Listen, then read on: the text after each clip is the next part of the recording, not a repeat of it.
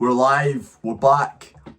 We've got a wonderful period of free time this morning where I can engage with you, I can catch up with my lovely YouTube audience. We're going to look at some things going on in the world. I've got a particular video from Glasgow I want to look at with you today.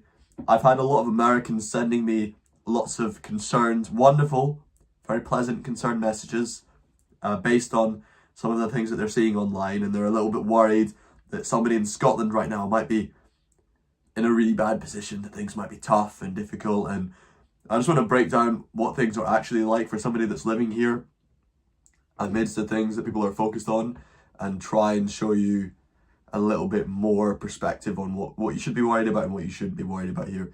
And hopefully make you a little bit more relaxed if you are an American, or if you are from somewhere in the world and you're seeing lots of videos on social media that are making things seem pretty worrying and pretty chaotic over here. Then I can maybe possibly relax you a little bit. I've just noticed this light behind me. Actually, I think I can get this on if you give me a second. I'll just get it going. It can be good to add a little bit more atmosphere here, to have an extra light going on. There's a trolley here. I think we'll get people at this phase for the replay, I suppose. That's the thing, is normally these parts at the start of the stream are pretty much just for the replay, because obviously nobody comes on right from the start, and it is morning time as well, so I don't know if anybody's going to be awake yet.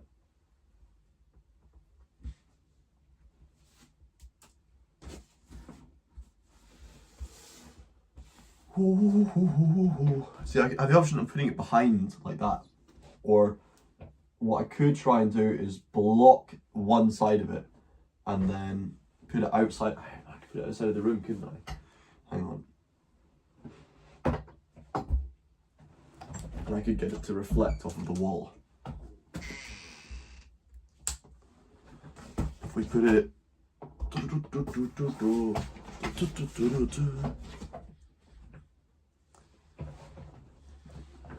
How does that look? It just makes it look more white. I don't know if it does anything. There's something there. What I want is kind of a nice backlight or side light to just give the visuals a little bit more shape.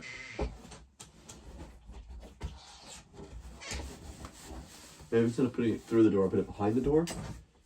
Something like there might be good. Well, that's fine actually. That's nice. Adds a little bit more character, a little bit more depth, I think.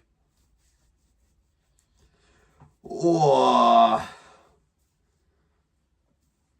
I always get a little bit itchy after using shampoo. I don't think I'm made for shampoo. I don't think I'm a shampoo man. I think I've got to find something better than shampoo to satisfy my scalp with. Shampoo's not satisfying my scalp at all. Good morning, Gov Drone. Gov Drone, are you a bird? What? A government drone. Alright, how are you doing? Good to see you in here. There's actually some birds outside my window right now, so maybe you're controlling them. I don't know. I can never really figure out with you guys exactly what you're up to, but I know it's something sneaky. Let me turn this down so that you can catch that. I've got my practice chanter here as well, and my bagpipes. So we could even get some bagpipes going in this stream if you want. But not at 10 AM. Maybe, I think 11's probably late. No, it's a Saturday though. People want to sleep on a Saturday. I wouldn't want to play before 1 really on a Saturday. That seems excessive, but I don't like to play at times like that when people could be sleeping. Before 1 PM, there's still a possibility people are going to be asleep. The thing is, on Saturdays you can play a little bit later, right? So you can play, normally I don't play until after I stop playing at 8 PM. I feel like on a Saturday you can at least play to 9. It's no problem. Just an average guy slaving away for the government, lol. Camera doesn't look bad. You try messaging a few times. Check your website out. Oh no, don't go to my website. Don't go to my website. My website's been hacked, unfortunately. So there's no point in going there. It's yeah. Yes, somebody got the domain and I'm trying to get it back. So obviously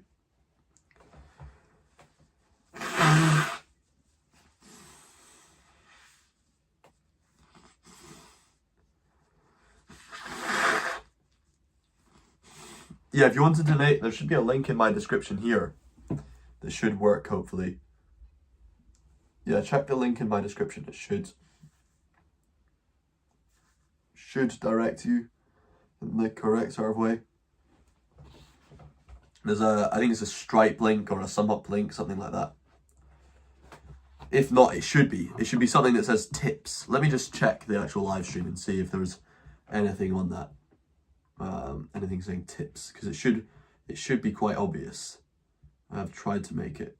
Oh, why does it sign me out? Okay, I'm signed out of my computer, but bad times. You tune in quite a lot. You were up Scotland a few weeks back doing the NC 500. Wow, nice. You probably passed by me because I'm usually somewhere on that route. Well, often somewhere on that route. I was up that way quite a bit in the last couple of months, so there's a very good chance there was some overlap. I don't know if you saw somebody with their hood up with a huge big bag walking along the side of the road. That may have been me. It may have been me. Unashamedly, might I ask. I have wonderful reception when I go and do that. I think the only people who don't receive me well, it tends to be young people. But people who are older, people who are locals, farmers and the likes, they're so wonderful with me, and I've had a really fantastic time. Really fantastic time.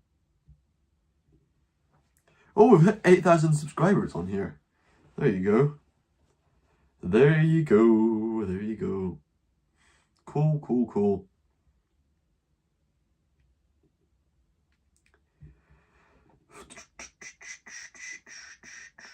Yeah, there's a link in my description that says tips. So you should be able to just check the description of this live stream. If you look beneath it, you can probably see it says tips, and there's a link. And the link should take you to the tips. But don't feel obligated to give anything.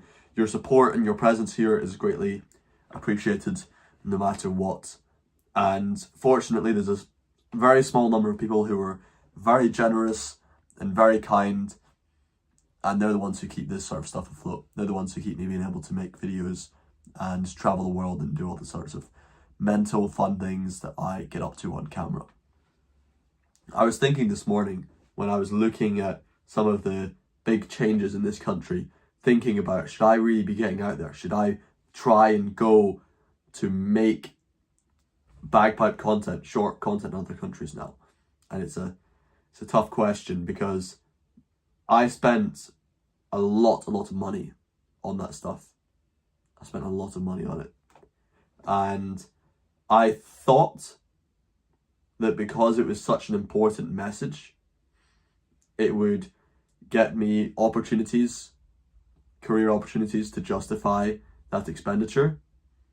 And maybe it will in the future. You know, I need to work a lot to try and consolidate all of this stuff.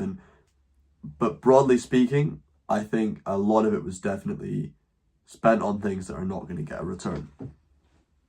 You know, I spent a lot of money traveling to go to very risky places to play bagpipes in very risky places, and the results are, well, you know, the results are something. The results are something. But I am very thankful. I'm very thankful that I'm now in a position where I can run things off the steam I get from social media. And that's a wonderful situation to be in. It's just funny that almost all of that is coming from a platform with, what, 50 times less people? Let me just math quickly. 24 divided by 8 is 3. So, yeah, 30 times less people. 30 times less people on here than there are on YouTube. You thought it was great. You liked my videos where I was in other countries. You should be proud. Took a lot of guts. Well, that's very kind for you to say that. I think for me, as somebody who's always been an unusual person, who's always done things which are on the edge, they're always a bit out there, they're always a bit crazy, it was quite a lot easier for me than it would be for most people to do something as weird as what I was doing there. I don't mean to discredit what I've done, but I'm just saying it's not that crazy or out there for me to do something weird like playing bagpipes in these sorts of foreign countries, you know? I am an unusual person who goes and does unusual things anyway. And going there to go and play bagpipes is just, well, another weird thing that I do, you know? It's another weird thing that I do. I think the most difficult part of it is quite possibly the parts that people don't see, right? The managing the relationships that go into allowing you to do something like that. Being willing to risk all of that money, knowing that you might not see it again. And in my case, I'm not going to see it again for another little while. Yeah, I'm not going to see it again for a little while. So using all this hard work, which I had done over more than a year to save up, and putting it all on something that really tore up my job, meant I didn't have a community to go back to. I didn't have a university to go back to. I, at the time, thought I might not even have a family to go back to. So there was a lot of sacrifices made. There was a lot of sacrifices made for something that I really did believe in and really still do believe in. And I'm trying to figure out now, if I was to travel to some of those places again, how I would approach it differently and how I can ensure that this funnel is effective. Because I learned that you don't make money from Instagram. You make money from using an Instagram audience to get attention and get face for a brand, right? Which seems pretty obvious, but it was something that I didn't manage to effectively do. And now I'm trying to find a way that I can do something that actually helps where I am, because all I seemed to do with my content was get lots of people applaud me, and lots of people say what I did was great, but those people just got more polarized because of my content, as far as I can tell. They got more angry, they got more frustrated, they got more set on themselves being right. Whether those people are, by the way, people who disagreed with me or the people who agreed with me, both of them look at my stuff and they just use it to validate their perspective. They just use it to validate what they already thought. So I don't know if I changed anybody's minds. I've had very few people reach out to me to say, "You changed my mind, Robin." That's not something I hear. That I hear all the time. What do I hear? "You're that biaffy TikTok. Oh, that's brilliant, mate. I want to support. I love what you're doing." You know, raise their fist in the air. Give me a fist bump. Give me a high five. Give me a handshake. Support. But has it affected them meaningfully, other than just being shocked or impressed by what I did? That's a very difficult question to figure out. There's not a clear answer to that. Some people say they were inspired by it. I don't know what they've done with their inspiration. Maybe I haven't done it on a big enough scale to see it affect things in that way. What I do know, here's what I do know, is that I can help people much more for much less by focusing on a very select few people who have both the resources and the commitment to truly absorb themselves within the culture. Because those people, and those people alone, I feel, are the only ones with the intelligence, the creativity, and the respect to support the communities which are still doing traditional Celtic crafts, that are still maintaining traditional cultures. Those people who are burying traditions are as equally important as those with the resources to help them preserve their traditions.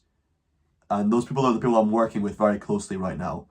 There's a very good reason that I've put so much time into thinking this through, into figuring out how I can support these people. And I have very little intention to invent anything that doesn't exist.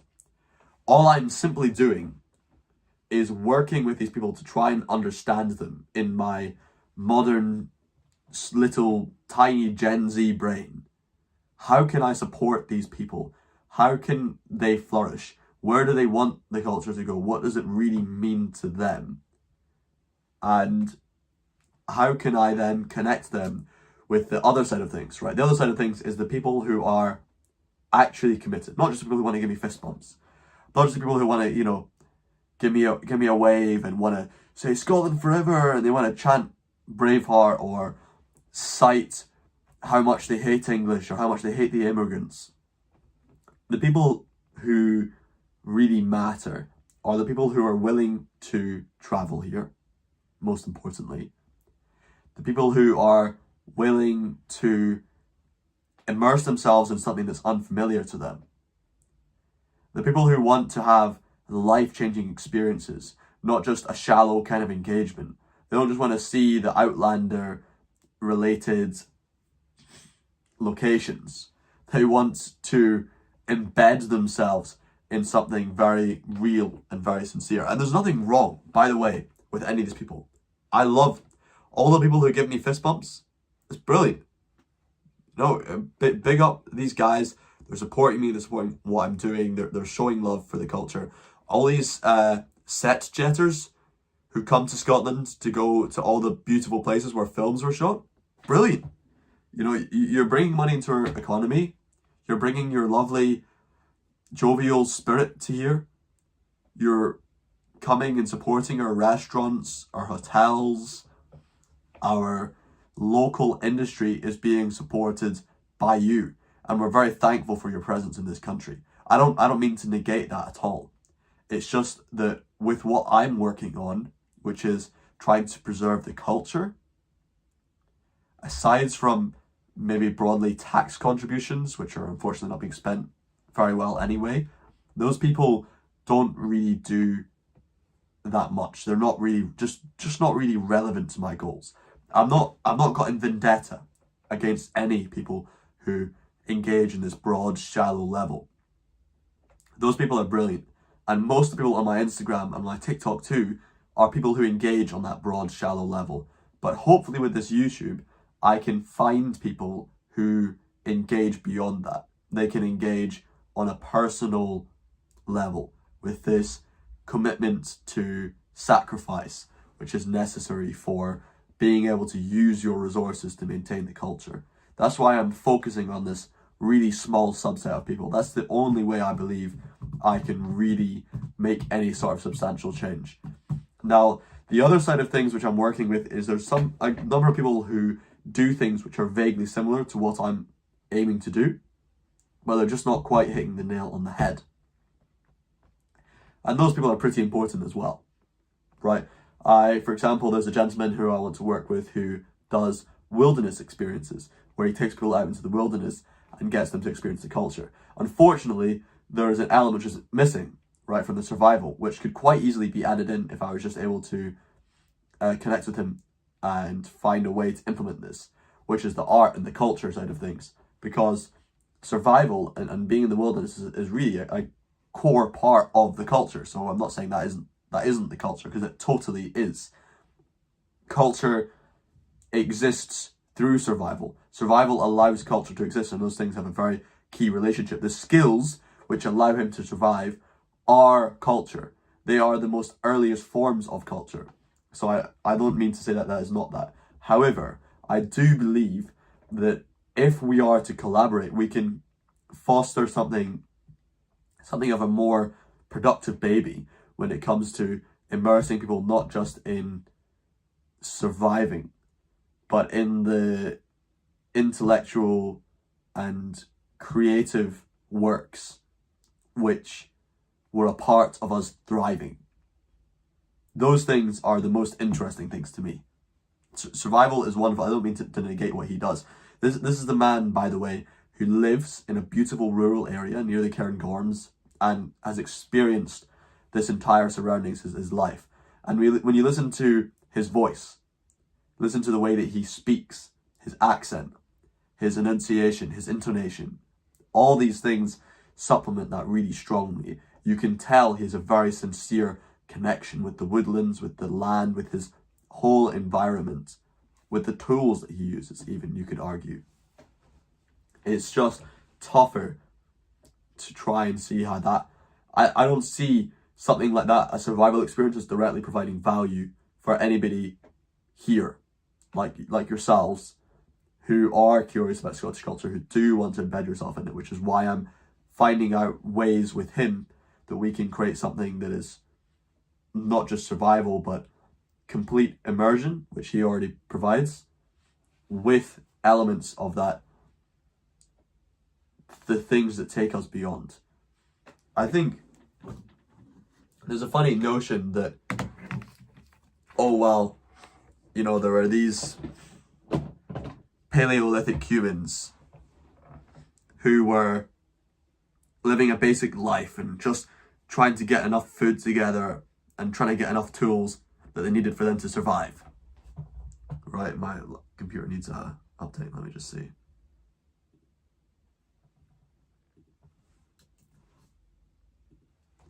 So there's this idea that those people just wanted to survive. They just wanted to do the very basics. But I think the more that I look at these things, the more I see that... let me take my password. The more that I look at these things, the more that I see the likelihood that they actually engaged in a number of practices where they thought far beyond their own means. And people in the future might look at us and think, oh wow, look how little they had, right? They couldn't even go to other planets or whatever it is, couldn't even fly around by themselves. They must have thought about nothing else other than trying to further their own survival. But it's something people have always done. Something that I love about humans is how inquisitive we are, how much we push the boundaries of what we have. And when we look at even primates, even other primates, right, apes and monkeys, how they experience psychedelics. Dogs eat a mushroom by accident, a liberty cap by accident, and they are exposed to this entirely new world of creativity. I think the likelihood that humans didn't experience extreme creativity and wonderful characters and range of people as a part of that journey while they were still in the wilderness struggling to survive is extremely unlikely. So finding a way to bring together both this connection with your early ancestors, a connection with your environment, and a connection with artists and culture bearers who you can really look up to, I don't think those things are too far-fetched. Do you? Do you think they're too far-fetched? I don't think those things are too far-fetched. I think there's no reason why you could not experience those things at once. And that these are not just separate things. We're not just adding like, oh, it's not just Star Wars, but it's Star Wars, Harry Potter. No. We're not just mushing things together. These are essential things that form a complementary reciprocal relationship to create this something more unified and more truthful. I think it's a part of the immersion. It's necessary for me to do something anyway meaningful for you that we combine all these different elements.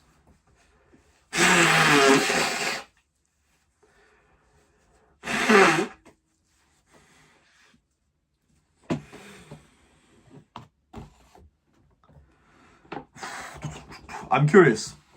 I don't know if there's anybody here watching right now who's actually wants to be active. If you don't want to be active, you don't need to write anything. Don't feel pressured. But I am curious. Do you have a take on that? Do you have a feeling How would you feel about being in these kinds of environments, being surrounded by the wilderness, but also by culture, also by a sort of survival expert and an artist and a sort of culture of creation?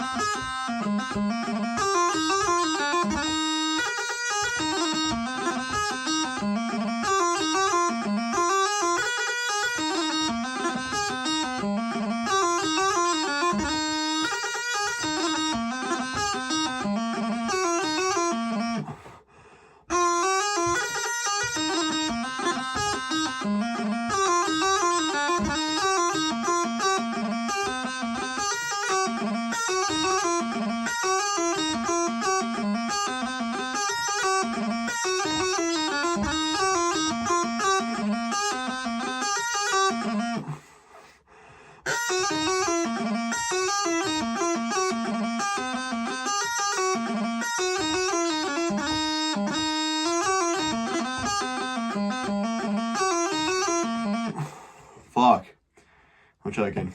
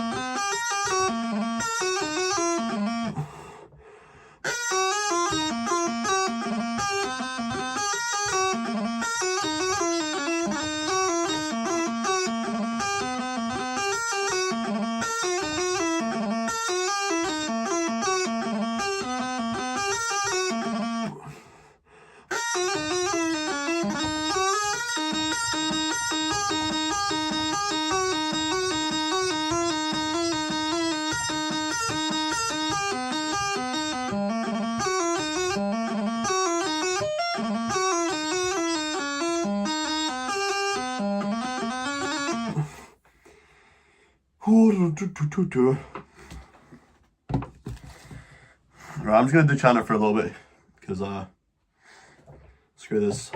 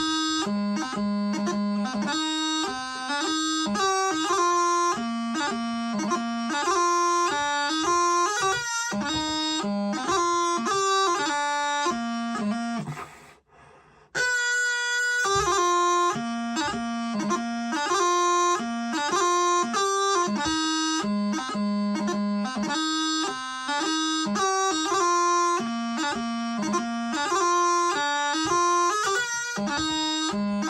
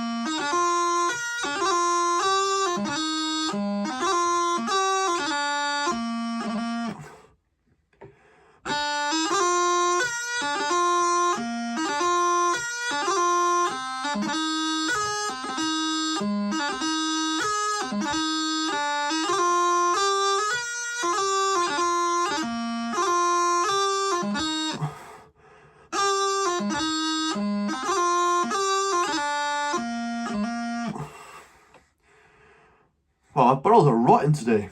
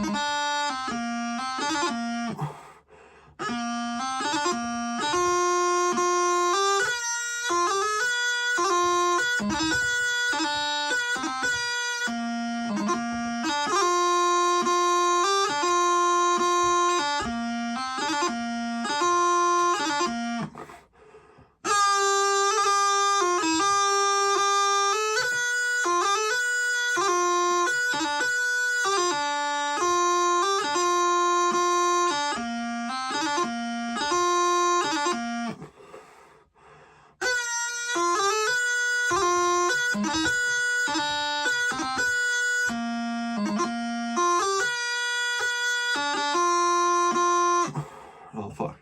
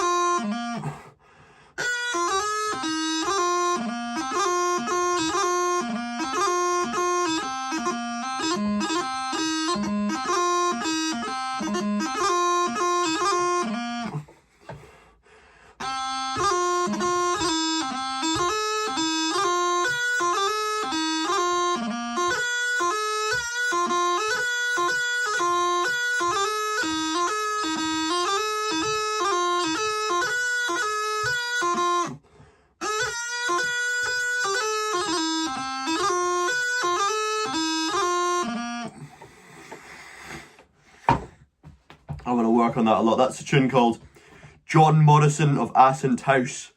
It's a beautiful... Oh, beautiful? I don't know if I'd use the word beautiful, but it's a really great jig. And it has... oh, my words are terrible. Reel. It's a really great reel. And it's got such a presence. I just think it's so dramatic that the... So much character, but... I'm trying to work on playing with ultra relaxed fingers to try and make the technique much more satisfying and landing. And the other thing is to balance the question and answer a lot more. So the question answer being the start of the part and the first half of the part and the second half of the line. Each line is split into a question and answer. So.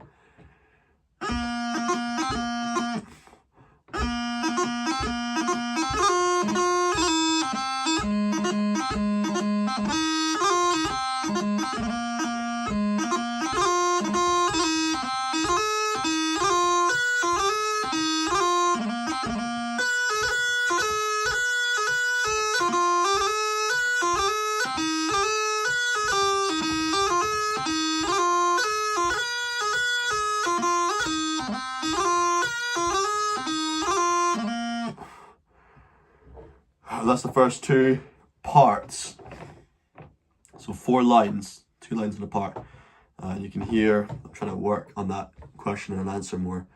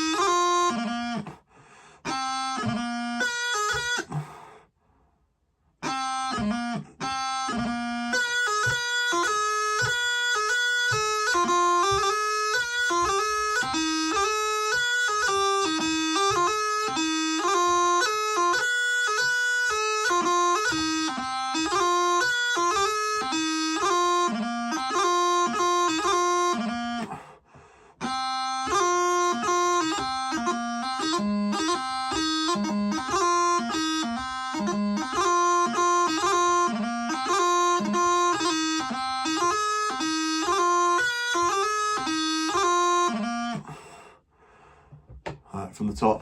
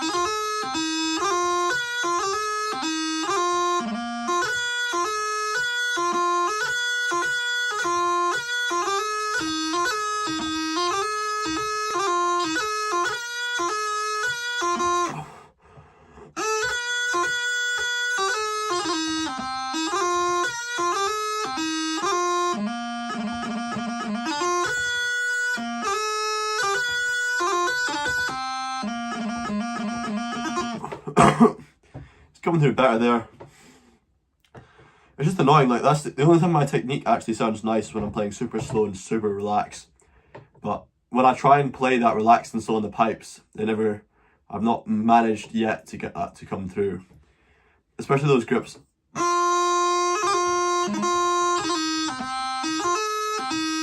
I think my strikes were still bad.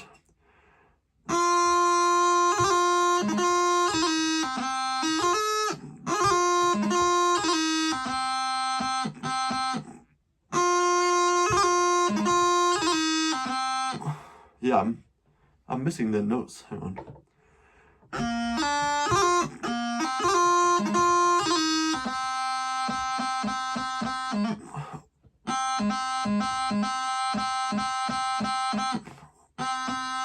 Yeah, I'm literally missing the notes doing that.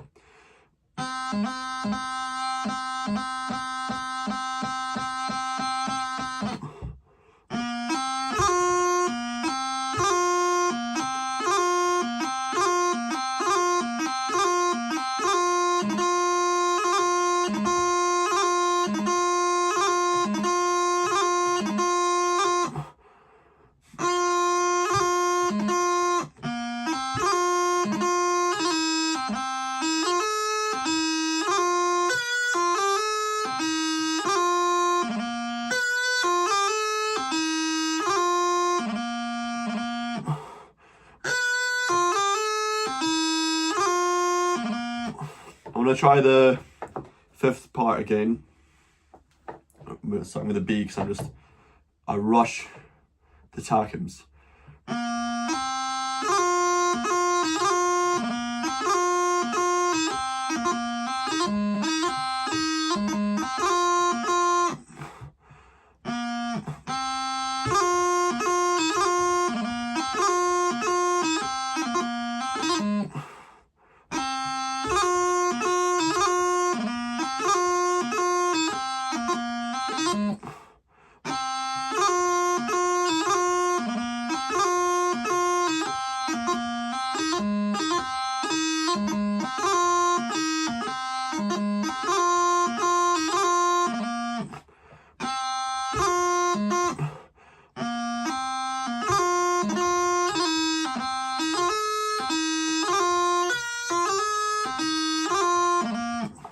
Really good music. Who wrote the tune? I really do like this. John Morrison of Ascent House.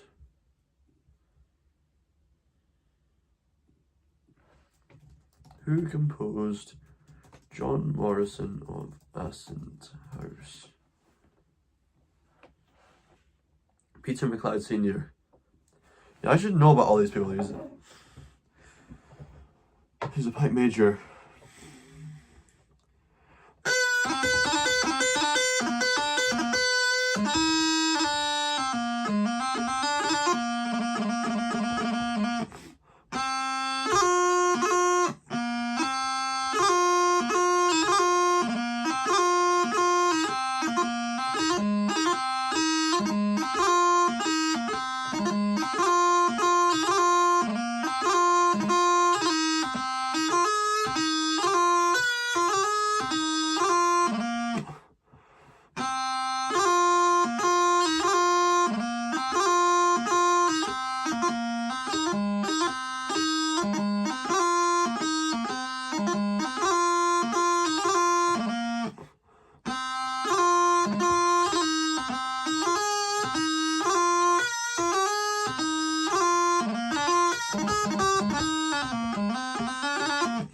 Oi?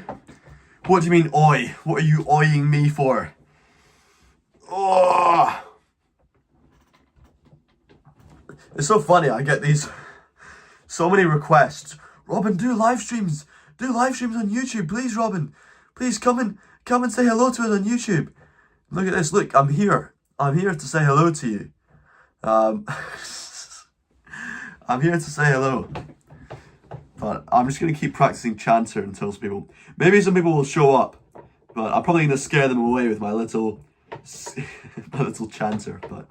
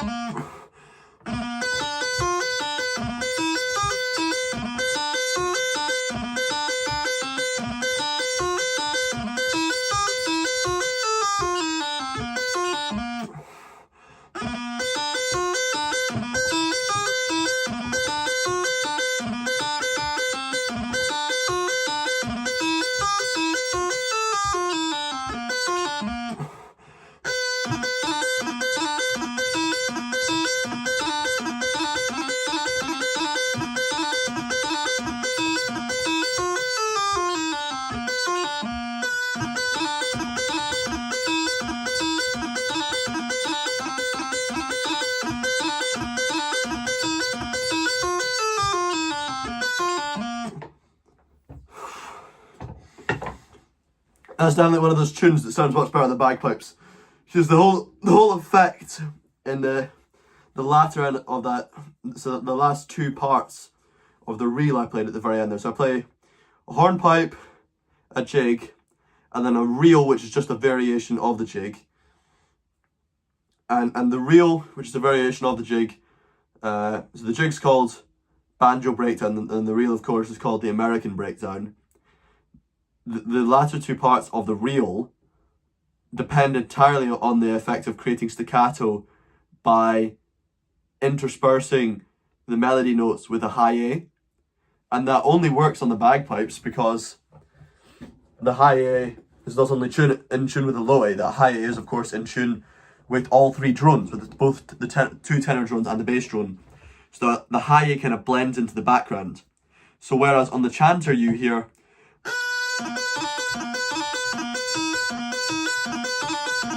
I just like you just hear all this after each other again and again and again. On the bagpipes, what you hear is it's really hard to play now.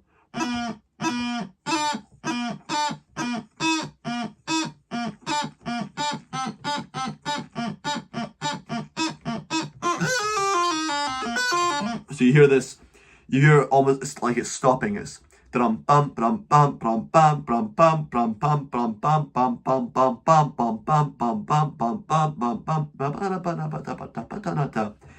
especially at the end of a slightly longer tune, the effect that this creates is it feels like it's elevating you beyond what you'd normally expect to experience in a folk performance. It's got a lot more spectacle, a lot more pizzazz, and a lot more wow, if played well. Which Of course, as you know with me, we have many instances of different levels of playing, especially in some of the rougher standards that we've experienced while we've been traveling the world together. Because we've been in all sorts of weather conditions and, shall we say, people conditions that have driven things to be a little bit crazy. I appreciate all your good mornings here. Oh, what time is it? 11:31. I think on a Saturday, do you think 12 is too early? Do you think people might still be sleeping at 12 on a Saturday because they do want to rest? I would normally wait till 1, but we're an hour into the live stream. I think another half hour should be more than long enough to wait until we do some bagpipes. What do you think?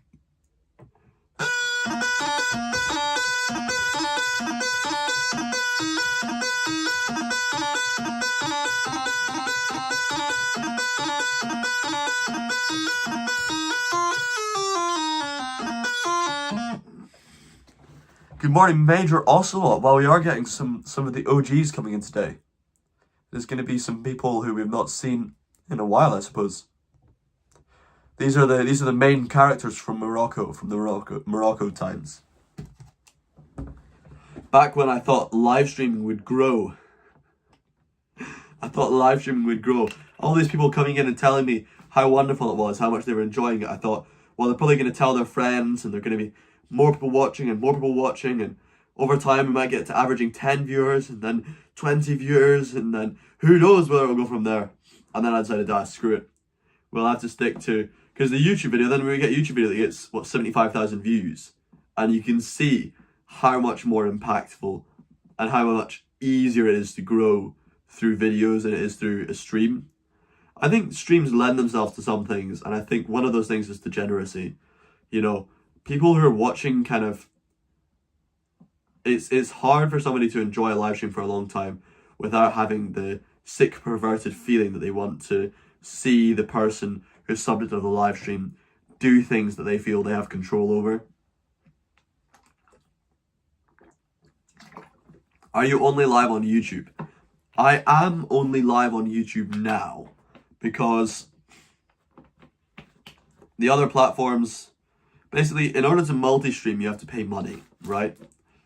And the other platforms were just not growing. Kick was one that I liked. Kick as a platform, but there were just too many problems on there. There was too many spammers, too many hackers, too much bullshit, and they just weren't dealing with it. So I'm not bothering with Kick now. I'm not paying for the multi-stream feature anymore. So I just stream to YouTube, and it's free to stream to YouTube on here. I don't do it too frequently. I don't use this too frequently because we don't get that much engagement here anyway. Like, the engagement is quite deep and quite personal, but it's not large. So for that reason, I don't focus so much on the live streams as I did while I was in Morocco. That's going to be the continuing reality.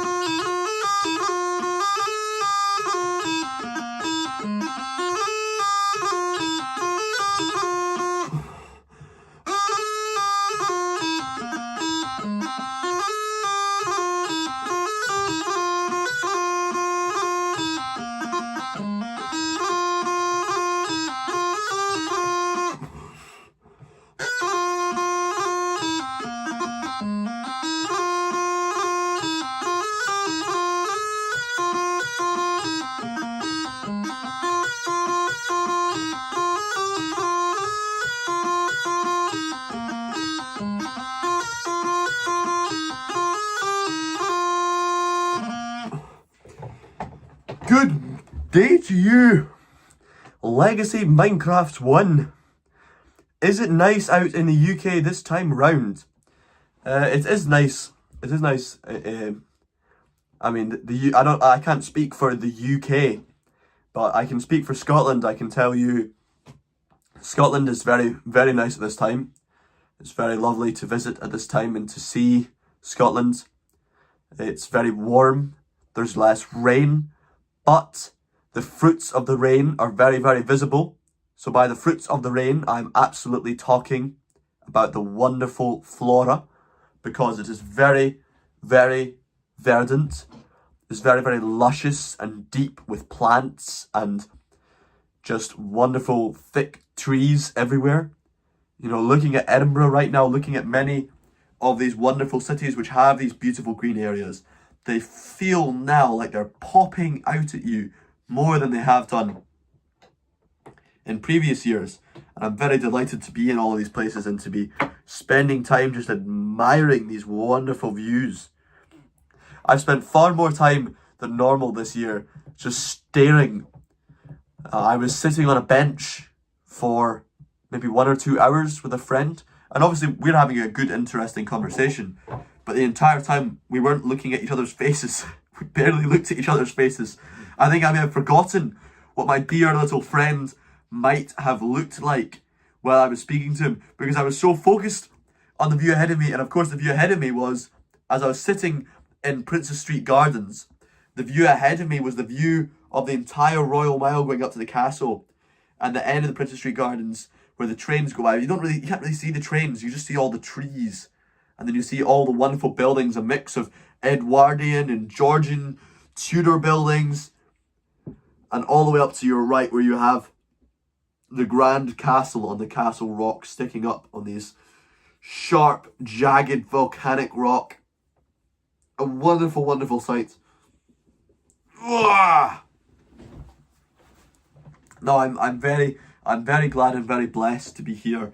And it's insane to think that I have the luck to be born in such a place that not only has such a wonderful natural environment, but has such a long, continuing history of people not just preserving, but enhancing that environment. And that's one of the things I'm most proud of. That's what I was emphasizing in my video, talking about how I think nature needs to be changed. That's why I think nature needs to be changed, because the best examples of nature are nature with enhancements, with human intervention.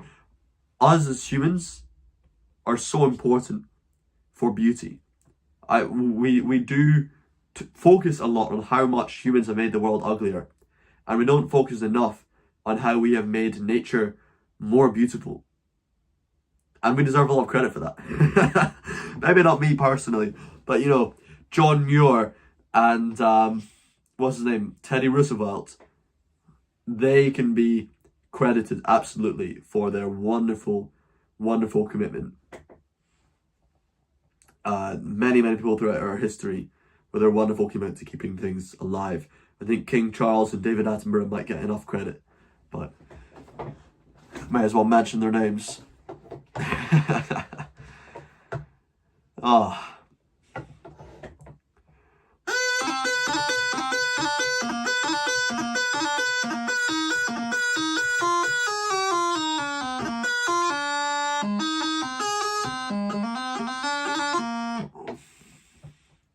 Any tune requests? So do anything? I want to do Angus McKinnon. That's what I want to do.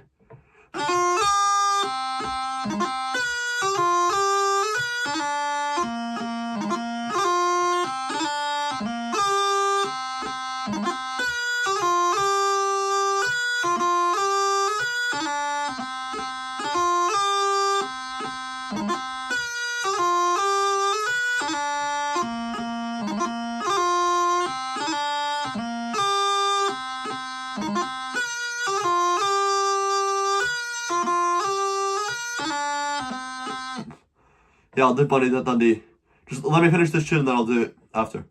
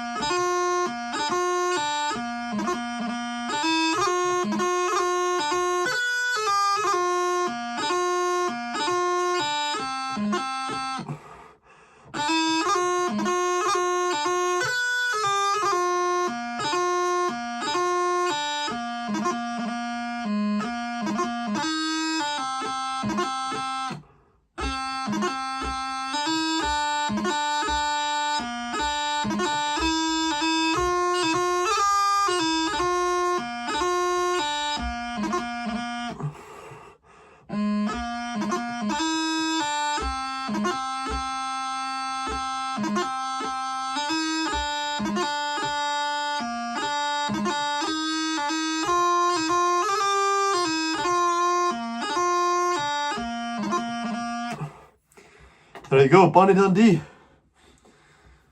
Good rebellious song. Is she? Oh, I think she's sleeping. Good rebellious song. Wonderful piece. Bonnie Dundee. I think we've had a number of admirers of Bonnie Dundee, have we not? Let's see. Let's see if anybody sent me any interesting messages. It's not been too many today. Yesterday was an awfully interesting day.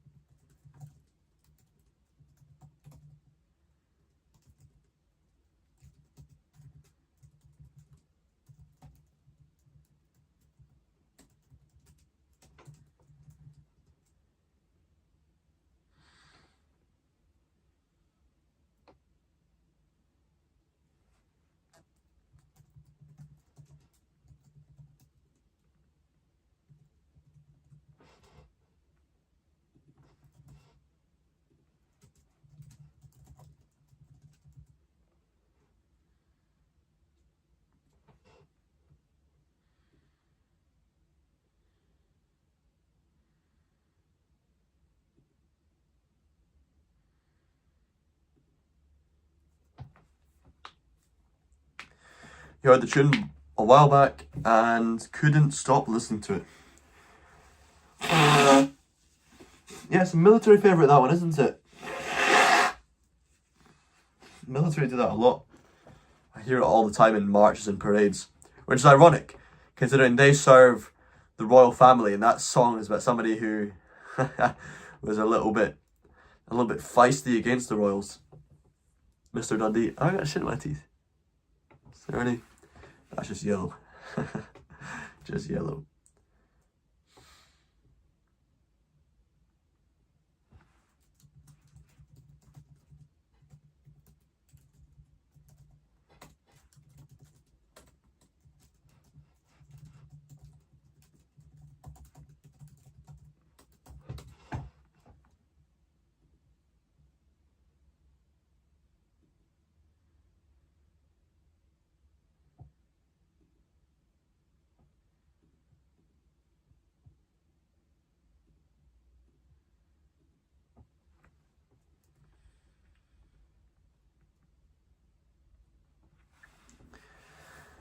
Who's oh,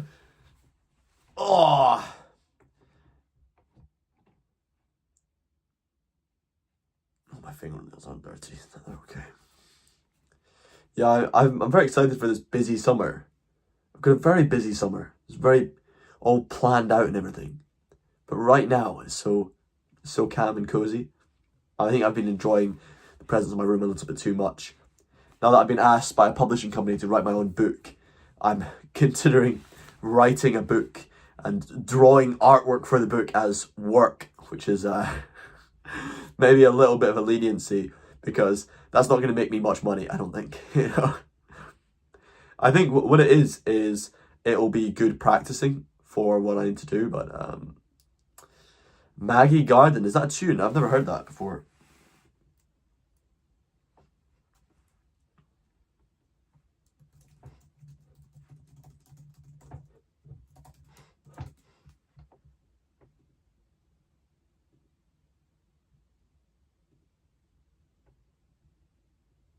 Against oppression in Ireland. Look towards Boston City and see our people. We know why they got here. We know the oppression they fled from Ireland in various generations to get. You're Northern Ireland. She's not Northern Irish. I am Northern Irish. Car. Get in my car. I'm going to drive you. Northern. It's funny because we have this odd relationship with Northern Ireland. We are in Scotland, but we're very near to Northern Ireland. We're more near to Belfast than we are, I believe, to any Scottish city. So we have quite a connection to those places. And yeah, it's...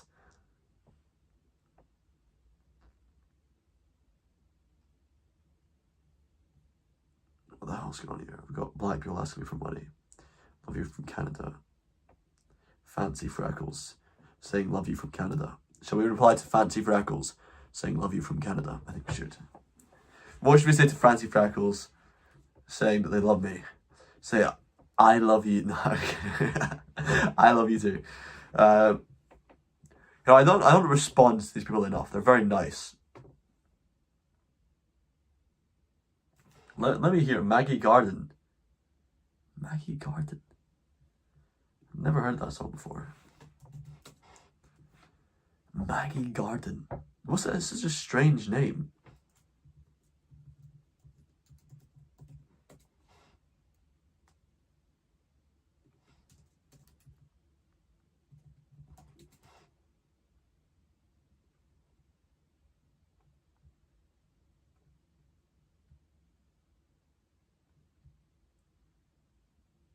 Nah, there's not a tune as Maggie Garden. You're probably talking about like Maggie Cameron or Sleepy Maggie or something like that. Regarding Bonnie Dundee, can't help but sympathise with the Jacobites, considering what the Lord Protector William Cromwell did to Ireland and Scotland. Yeah. Oh, there's a couple of Cromwells, eh?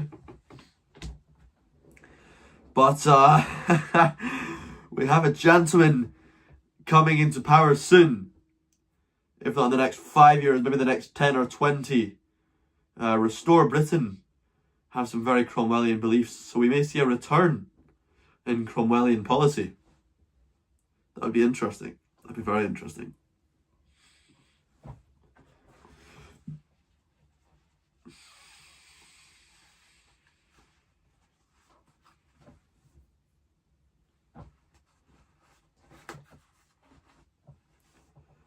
Fancy freckles, I know.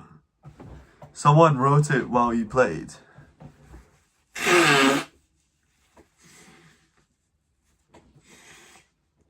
I don't know. I really don't think there's a tune called Maggie Garden. Maggie Cameron is a well-known tune, so maybe you're thinking of Maggie Cameron. Maybe it was a mistype or something. Some consider him a great hero, but you personally, it was unjustifiable what he did to Kilkenny. Yeah, it's the reality. Lots and lots of great heroes are known for their brutality, because to do anything fundamentally large, it takes quite an amount of brutality. So, yeah. Yeah. Hey. Whoa. Copyright alert.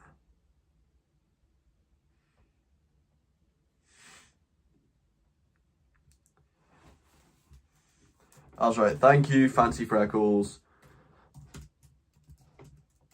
Freckles. I appreciate the support. Hope your freckles are not fancier than mine. I will find it troubling to be outshone in such what's the word for like something very personal, close to the heart.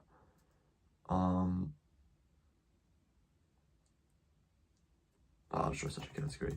It's fine. It's such a category. Alright. Who are these fucking Africans, man, trying to tell me? This guy's been sending me reels for 3 months, and now he sends me a great big paragraph asking me for money. It's like, Jesus, man. Right, shall we reply to, while I'm waiting for this live stream to get lively, should I just reply to a bunch of messages?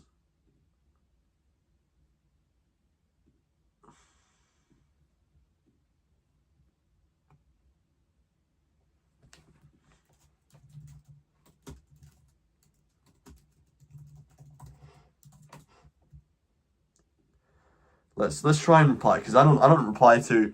I do like the idea of being able to reply to every DM, and now that I'm not getting so much activity on Instagram, I do have the time to do it. Somebody said Eagles are going to make Scotland win the World Cup. Oh fuck! That's the thing though, is like I'm replying to. It's just what it is, isn't it? What's going on? Why can't I accept his message? Yes, we are going to win now.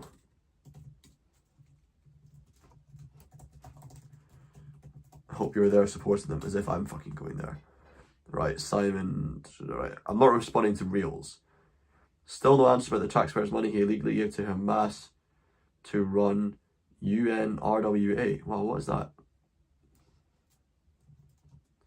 What is UNRWA? Don't know about this. See, look how engaging I am with these people. Yeah, I'm not speaking to the money grabbers either. But if you're saying something from Israel here, Scotsmen wake up, Highlanders wake up, Islamists are taking over your country. This guy looks Muslim. He looks like a North African. Maybe he's Moroccan. There's a lot of Moroccan Jews in Israel. If you look at, there's a lot of places in Morocco where they used to have big Jewish areas, these jewelers, etc.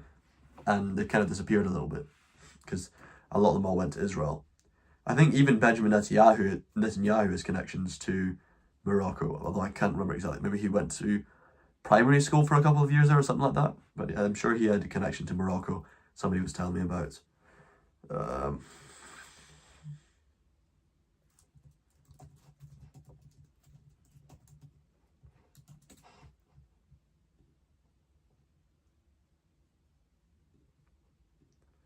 Is it a bad idea to reply to all these people? Because now my DMs, because I've got a professional account, I've got a split of primary and general, right? So the important people that I want to speak to go in primary, family members, friends, people I meet in real life go in primary, and then people who I just reply to be nice, they go in general, and that's like 99% of my messages. But there's still some kind of decent-ish interesting people amongst the really uninteresting people in my general messages, so...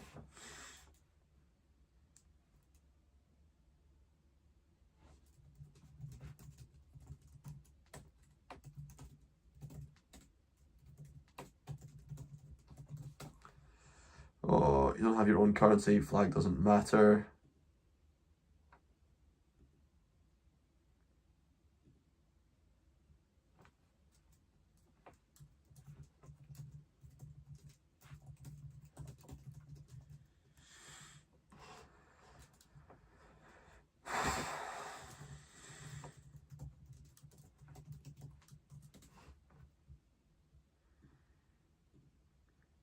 I want to speak to more people like that, like English people who actually dislike Scotland.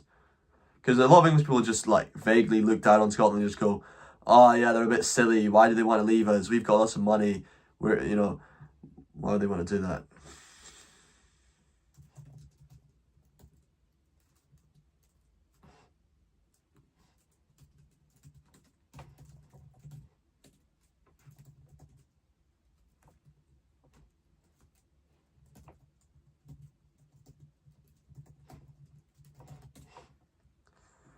Let's see, what's Greg saying? Keep playing, brother, appreciate it. There we go. See, look, people are saying lovely things. I should reply to these people.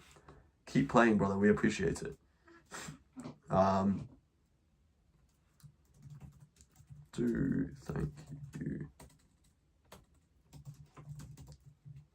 And this is all just from the last few days.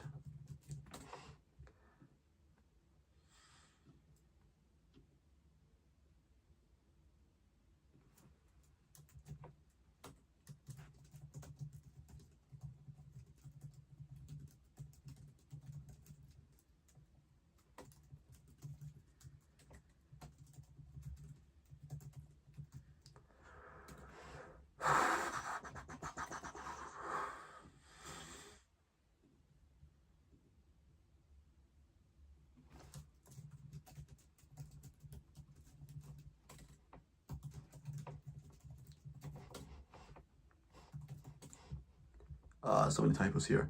Shelley, a lovely old lady. Love my old lady fans. How could people dislike Scotland? It's like disliking ice cream and pastries.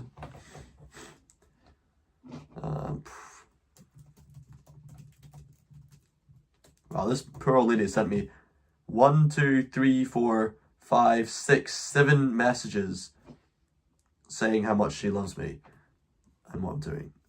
What a lovely lady, Shelley. Thank you for all your lovely messages, Shelley. Aw, fucking nationalists, man.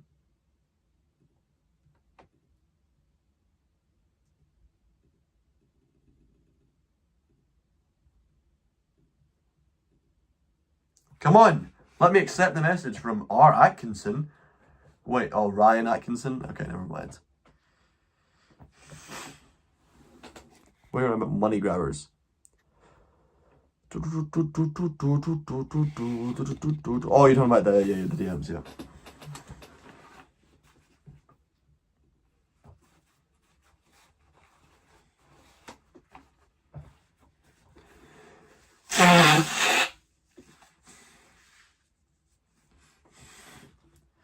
Seems your fan base is quite the kind one. Yeah, they're lovely.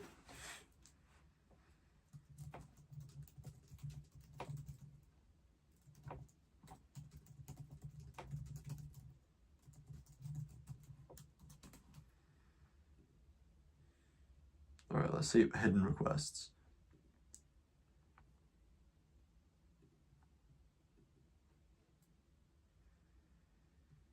Cole Martin.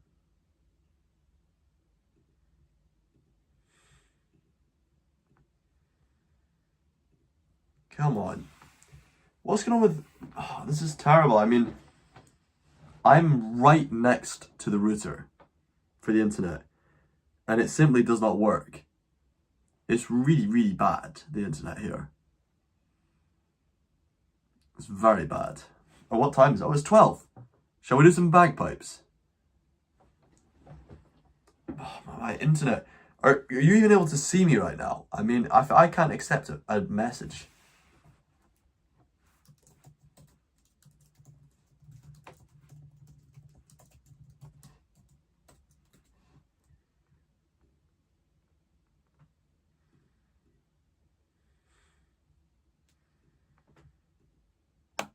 Come on!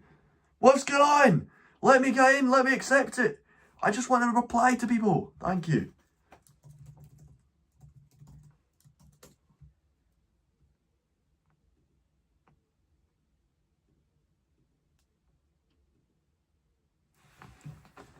Ah. There we go.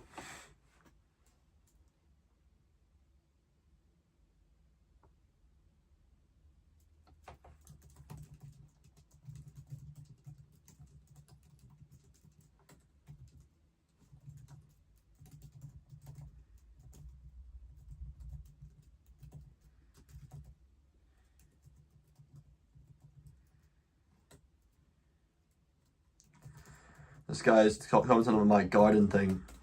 People talking about how things used to look. I should have replied to that. The guy writing too many N-words.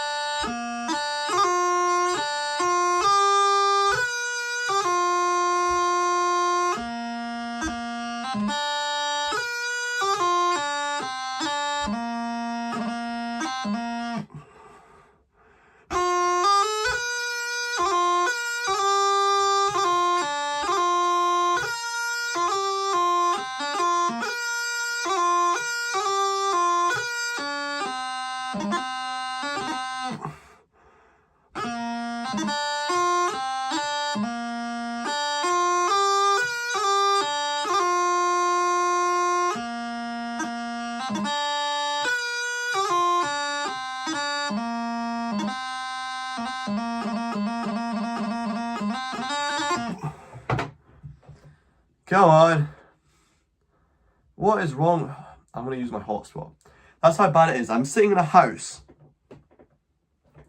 with 40-centimeter walls made from stone, and it's better connection for me to use my hotspot from my telephone, which runs on Vodafone, than it is for me to use Wi-Fi being ran by a router that is sitting right next to me. It is connected through Ethernet. It is right there, and it is slower than using my hotspot. That's terrible, isn't it? So bad. So bad. But there's a lot of opportunity for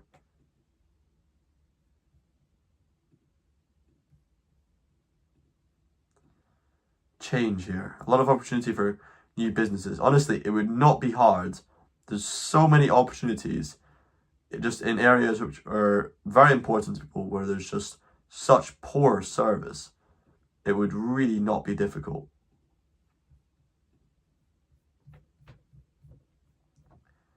I mean, to think about how big these companies are, like Instagram, such a huge company, Meta, huge company, and yet they're so incompetent. I mean, it is mind-blowing that you can have something of such a scale and their baseline functionality is so limited.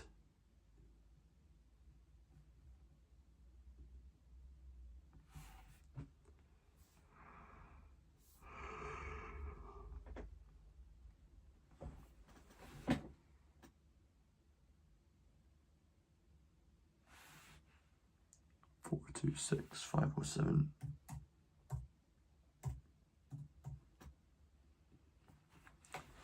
You ain't alone. Even with paper-thin walls here in the US, you have the worst internet data ever. You live in a rural area and the data gets worse in the city. Yeah, I think one of the interesting things with the United States is it's very expensive, more so than most places, and there's these monopolies. That really surprised me.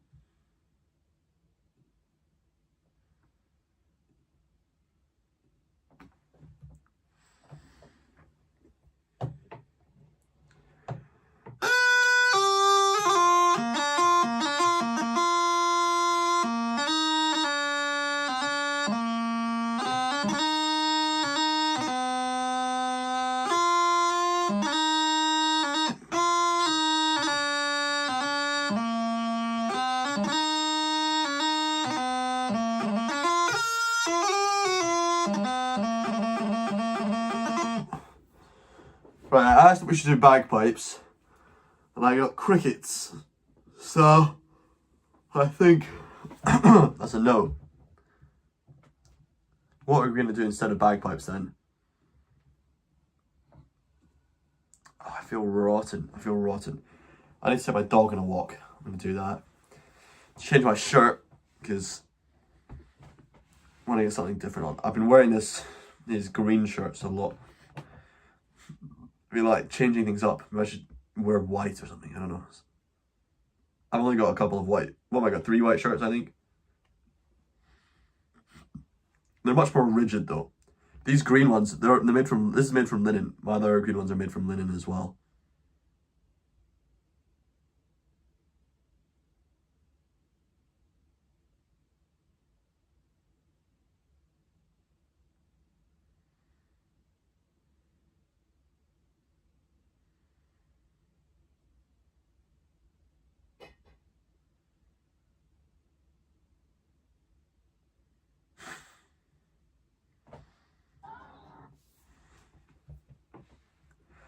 Bum bum bum ba-dum ba-da ba-dum dum bum ba-da ba-da ba-da-dum ba-ba-ba-ba-ba-ba-ba-da-ba-da-da-dum.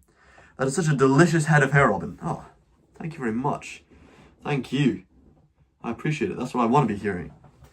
Come on, big me up, guys. Say nice things about me. Try and convince me I should be here instead of down the pub. Speaking to the local 16-year-olds. So funny. There's almost nobody my age here. You know that? Everybody here is like 60 or 16. 60 and up or 16 and below. That's the range of options you have in this place. That's why I only spend a few days here a week. You know, you gotta go to the cities. That's where the money is. That's where the kids are. That's where the things happen. Well, not the kids. There are kids here. There's not people like me here, you know, young people here.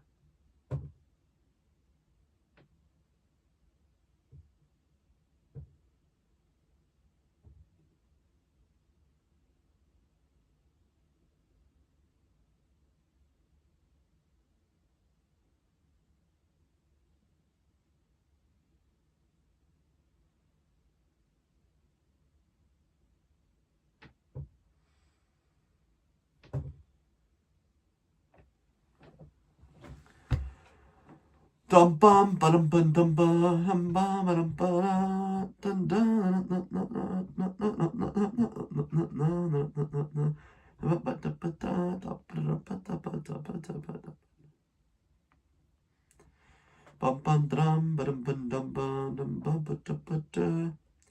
You know what annoys me so much about the internet?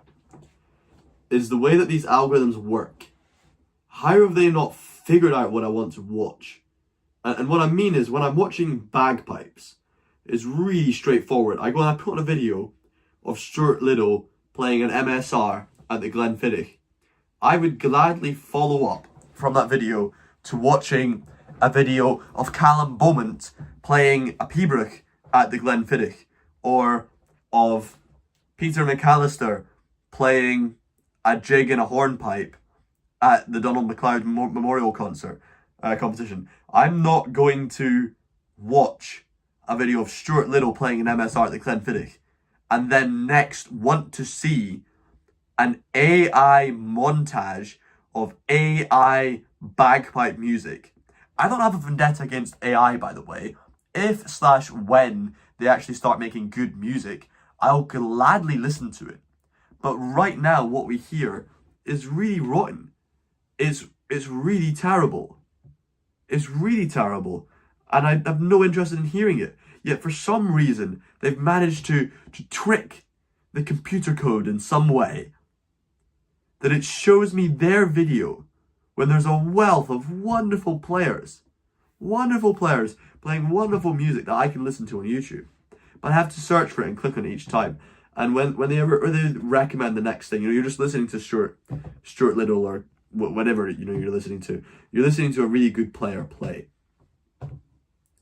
And then they put on the next thing and it's just something so rotten.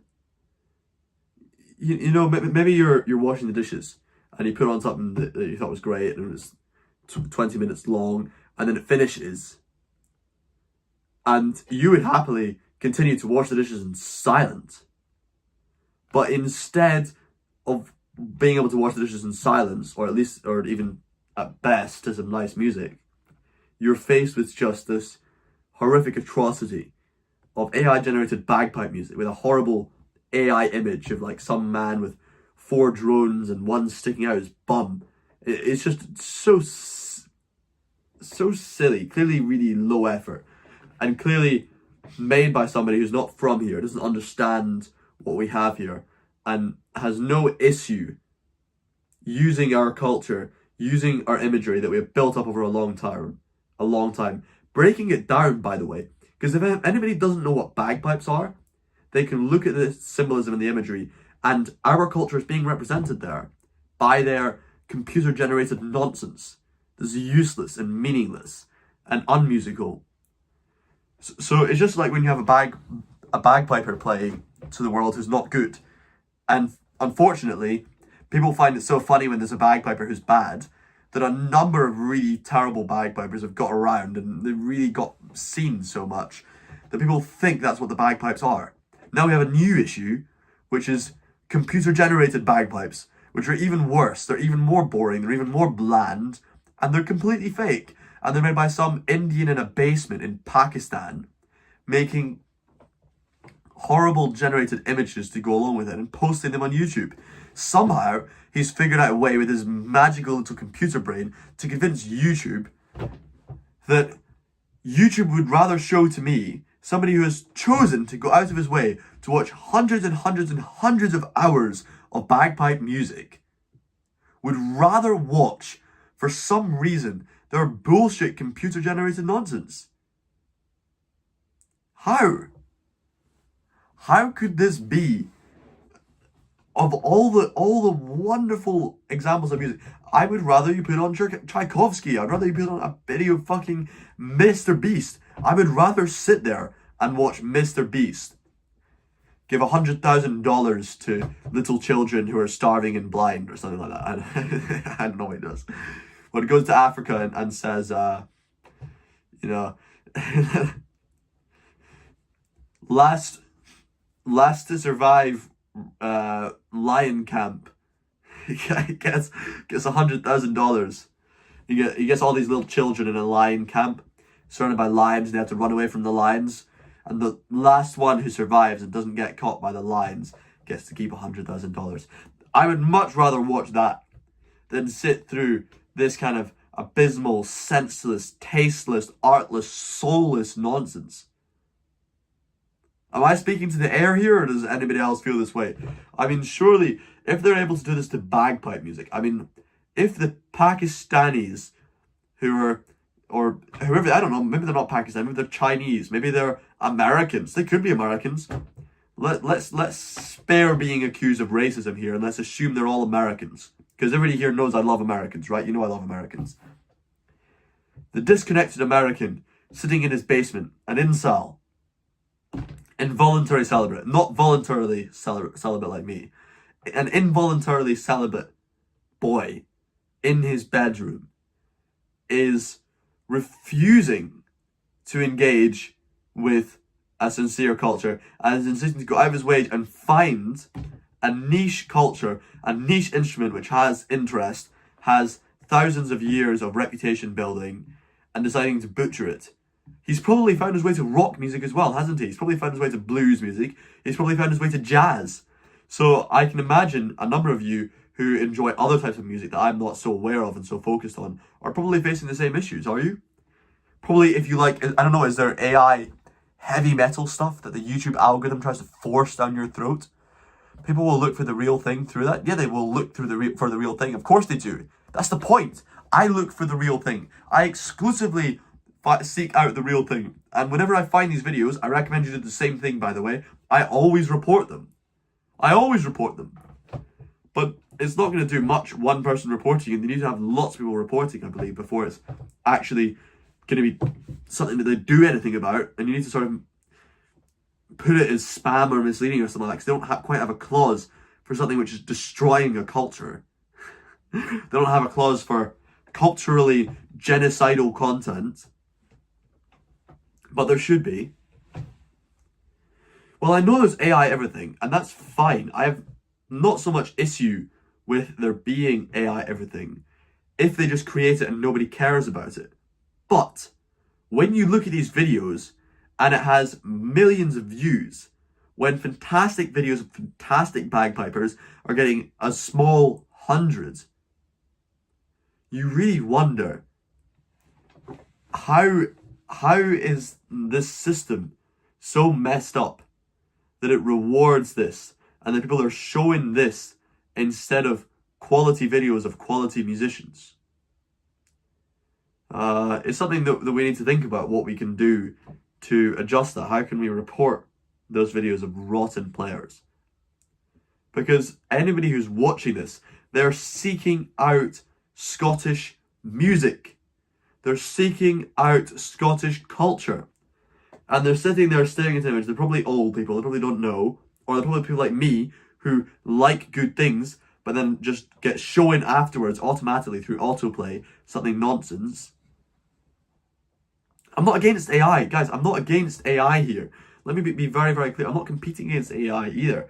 What I'm saying to you is, how is the system so messed up that people who want to see our culture are seeing something fake that's created by a foreigner behind a computer screen? How is our system so messed up that that's the connection that's made? When people want to see us, they want to see the real thing. They want to see our culture, our people, our music. Instead, they see a foreigner's false nonsense. How do we make sure that that doesn't happen? How do we make sure? How do we change this? That's why I'm trying to do things they're oriented around the kind of the real tradition, the real immersive experiences and events.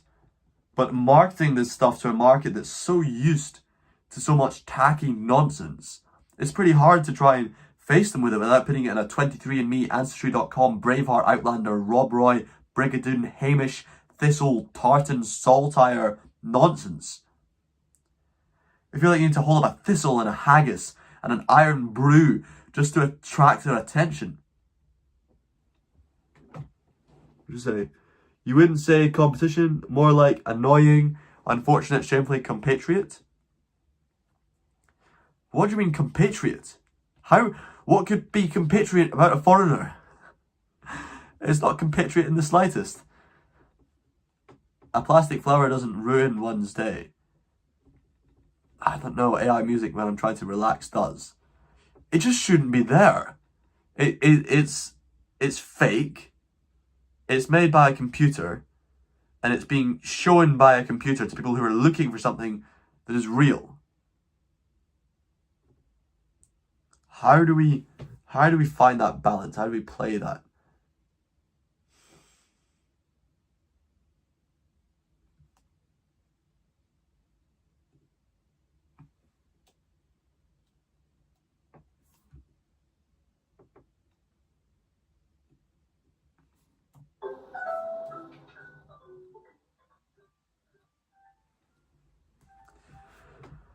Hey, Rossi, how are you? It's been a while since we had Rossi in here.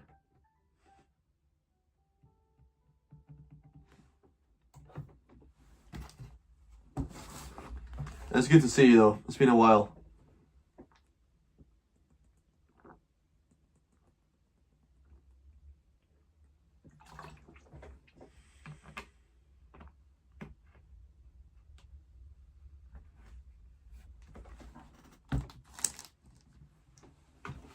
It's been a while. It's been a while. What have you been up to, Rossi? What have you been up to? It should be clearly labelled or in its own separate category. Yeah, possibly. That might be helpful. I'm not sure. But I think a lot of the people who, if anybody willingly watches it, and I'm not sure there's strong evidence that people do willingly watch these, I think the reason they have 4 million views is because they're being watched by people reluctantly. They're being watched by people who have autoplay on, as I do, and things just come up automatically.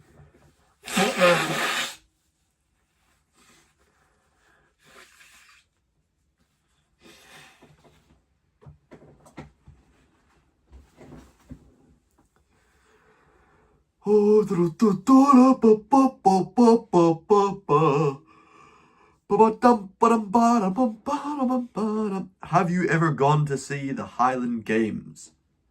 What do you mean? I compete in the Highland Games. I compete in the Highland Games. Gone to see the Highland Games. I compete there. I'm going to compete in one on the 4th of July.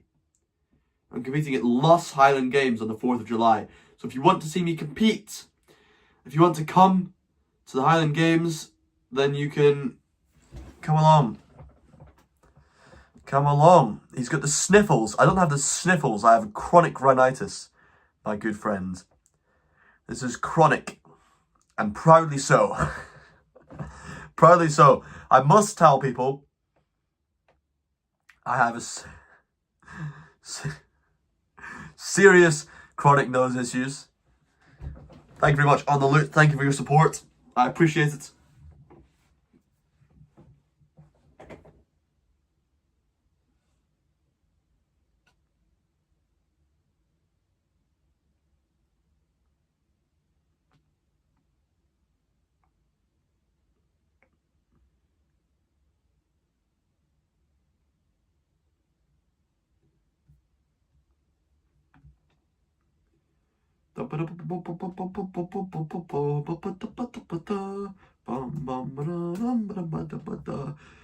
Hey man, you'll come and cheer me on. You want to come to the Luss Highland Games at Loch Lomond on the 4th of July? You're very welcome to do so. It'd be cool if we had a couple of fans there.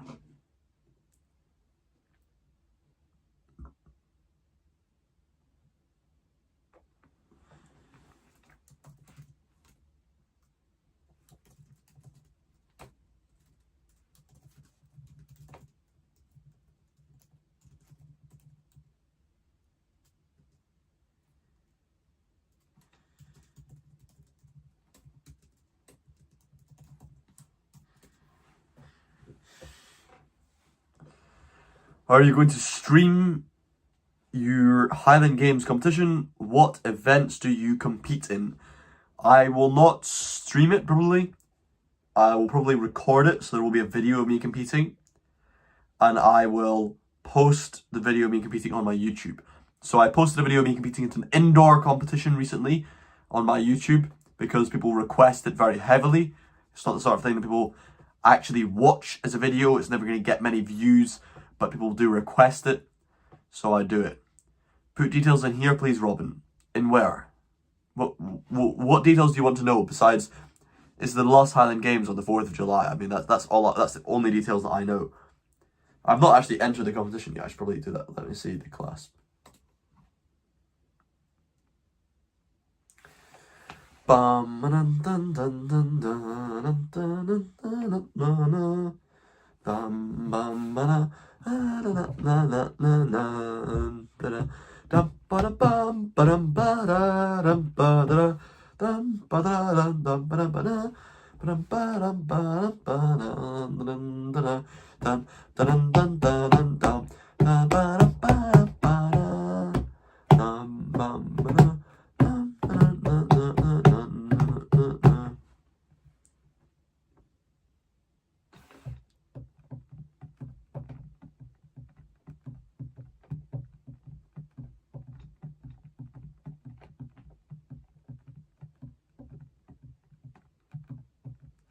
Then after that, there's the Inverary Highland Games on the 21st of July. Can I do that? I think I've got a gig. I've got a gig on the 23rd. Yeah, so I'll probably do that. I'll do lots of these Highland Games then. I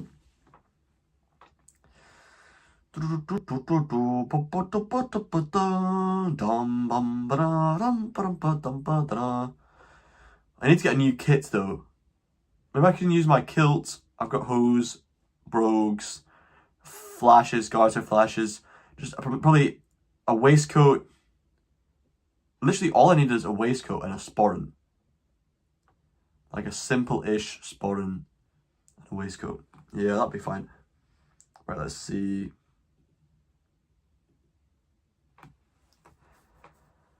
Oh, what events? What events? What do you mean? What events? There's so many events. Look, there's events I compete at, there's events I perform at, and there's events that I host myself. This is my life is events. I'm always doing events.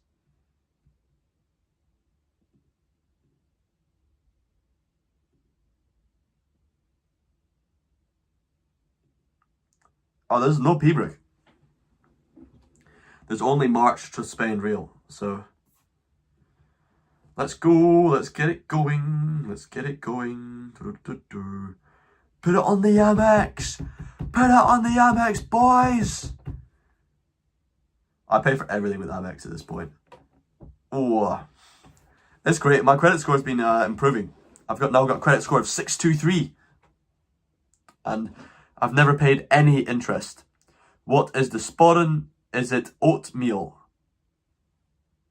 What do you mean, is a sporran oatmeal? No, it's not anything to do with oatmeal. What the hell's going on? The clasp. I've just paid for your damn competition and you're gonna give me some nonsense.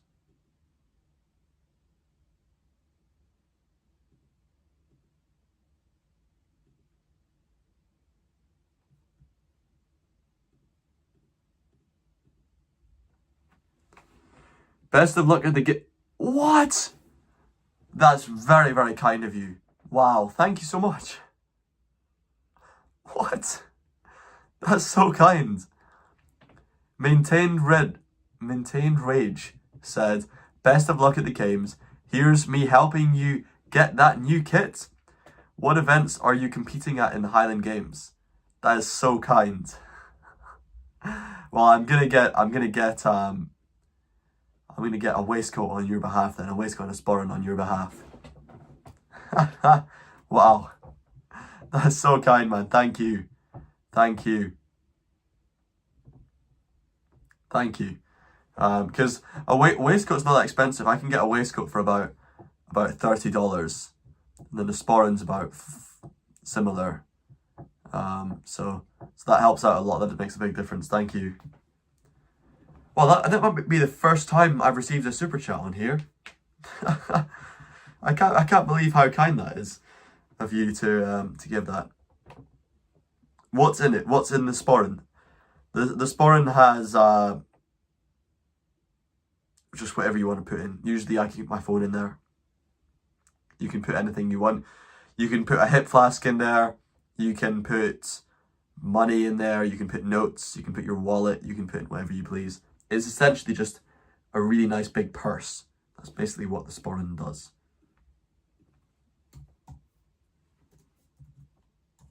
Or in case of some of them, quite a small purse. But mine's is quite large.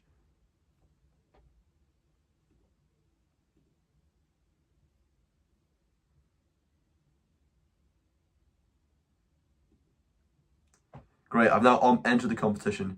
It's quite cheap to enter the competition. It's only £50. It's only £15, so it's good. I'm doing a 2-4 and I should spend real again. So it should be very easy. I should win it. I won it last time. I'll win it this time, but I'll do even better. So that's great. If the weather's clear, take up the plane and do aerobatics for the Highland Games. Rossi, that would be incredible. If you came and you did aerobatics for the Highland Games, that'd be wonderful.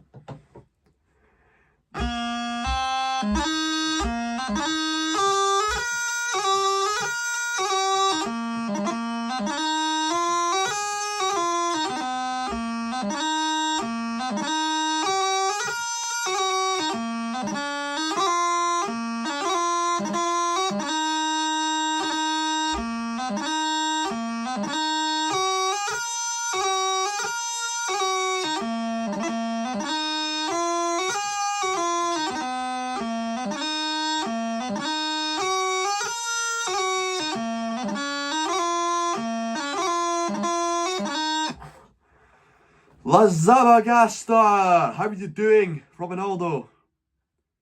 You did not just give me another 50. You do not need it. Oh man. I don't know who this person is, but they're very, very, very kind. Wow. That's so nice of you. That's so unnecessarily kind. Thank you very much for your second $50. You're most welcome, sir. But you can't let me get just a waistcoat. You need a fresh kilt too. Well, a fresh kilt is a little bit much, but I might be able to get a second-hand kilt. I might be able to get a second-hand kilt because the thing is, I have my current one is part of my very loud, ostentatious outfit. So I'll probably get a second-hand kilt, which is gonna fit in to a better sort of competition type outfit, you know.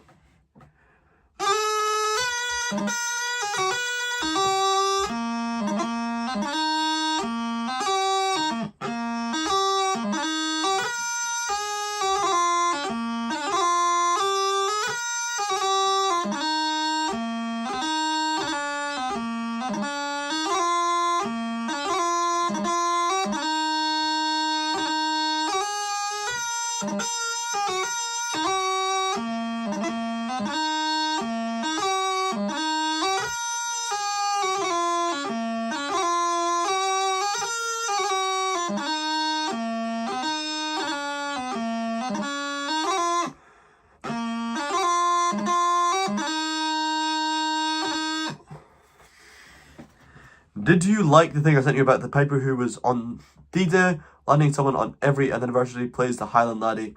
Such a brave man.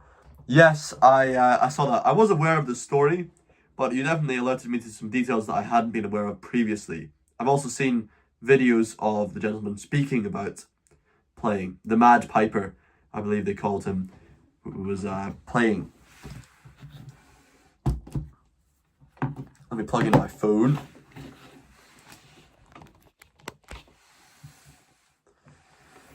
Yeah, wonderful, wonderful, wonderful stuff.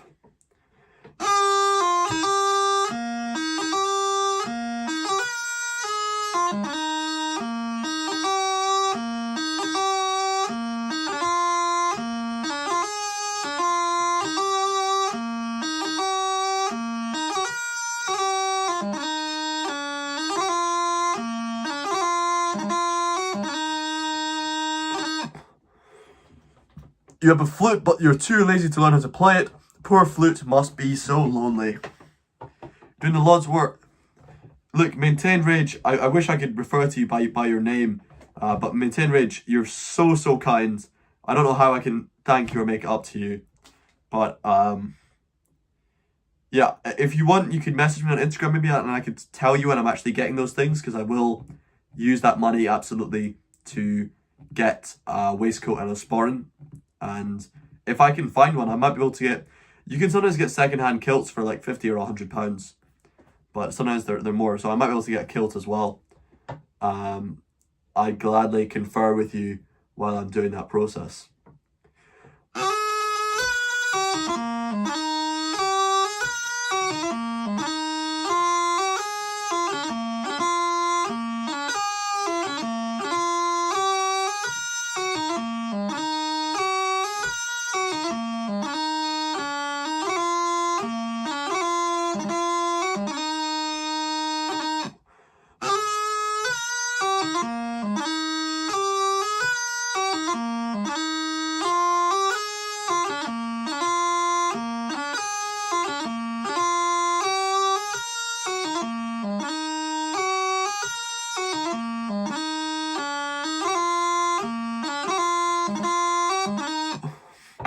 It's just crazy, honestly, because I very, very rarely get any donations on these live streams.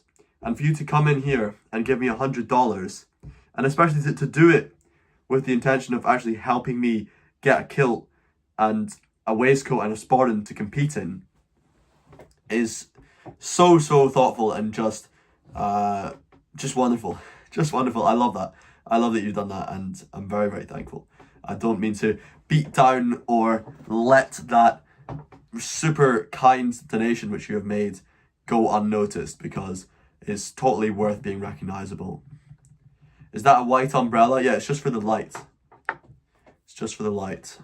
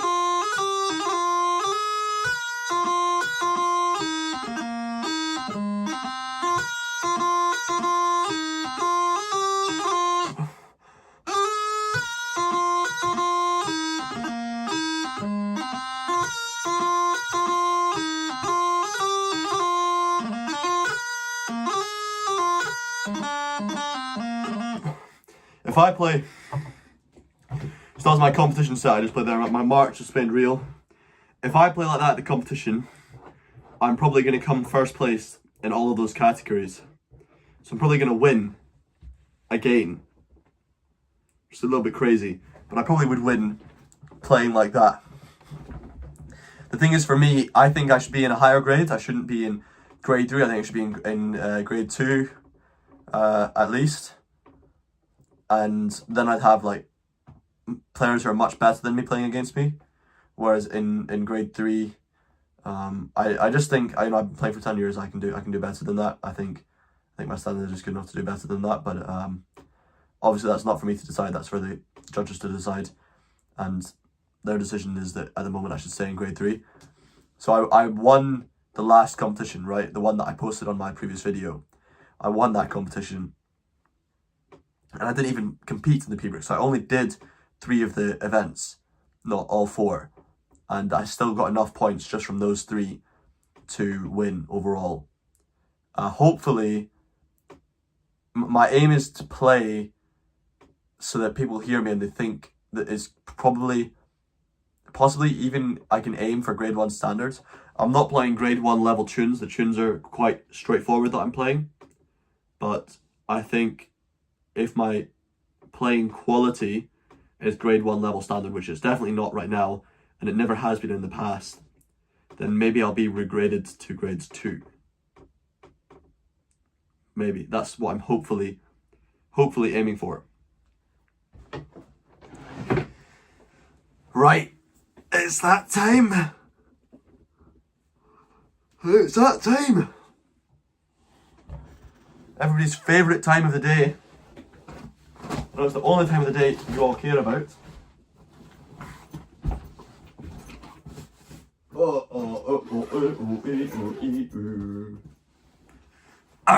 That's the time of the day it is, guys. Ever seen these guys before?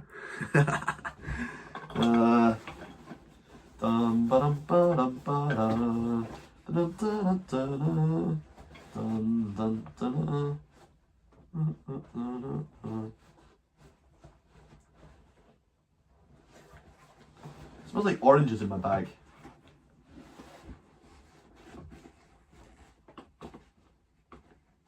I think I had an orange in there yesterday or something. It's got quite a strong smell. Why is it like that? It's like, put garlic in your bag for days on end and it won't stink out your bag as much as a banana or an orange will after being there for just a couple of hours. They're so pungent, fruits. Is it because they release stuff into the air? That they just affect any bag that they go into. They affect the smell of it so much. More so than foods which are reputably stinky. Right? Fruits are not reputably stinky, they're reputably sweet and delicious. Right? Garlic is reputably stinky, and yet it doesn't stink out my bag nearly as much as fruits do. Is that not a little bit upside down? It seems upside down to me.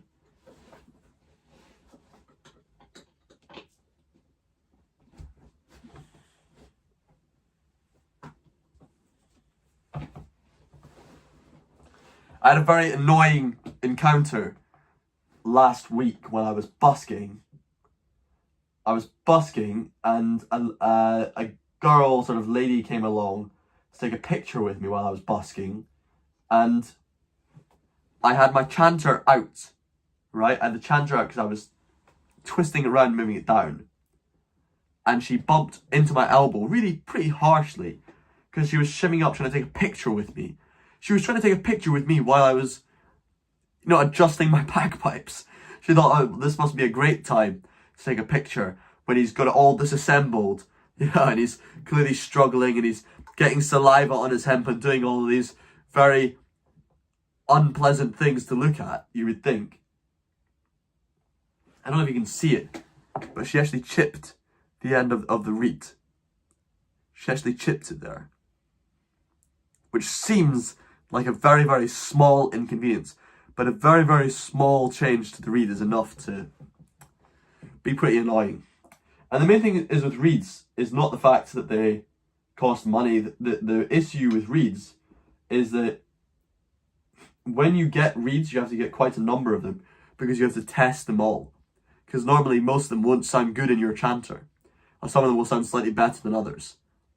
So you sort of avoid the rubbish reeds. Yeah, let's just use this one for you.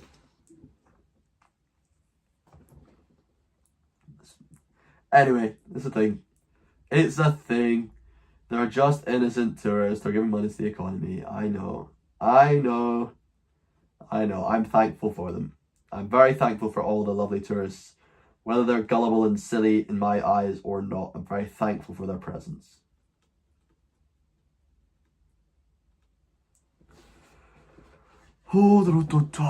During ripening and decomposition, that are the easiest absorbed by porous materials like fabric, these odors are caused by specific chemical releases.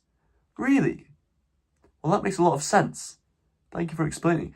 You know, you not only are generous, but you're very, very smart. Thank you for that.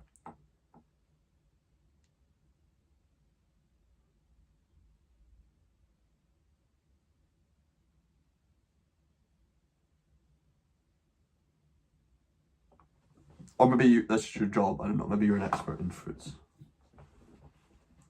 I knew a guy who was an expert in fruit. That was his entire job, and he made a lot of money from it.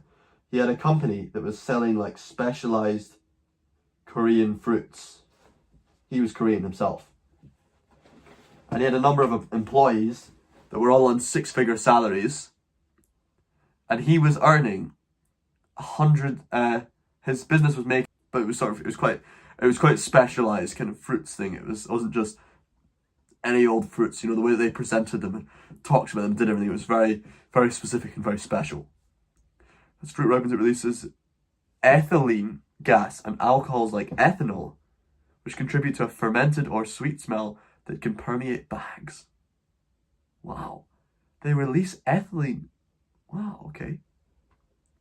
So there's ethanol and ethylene in my bag now.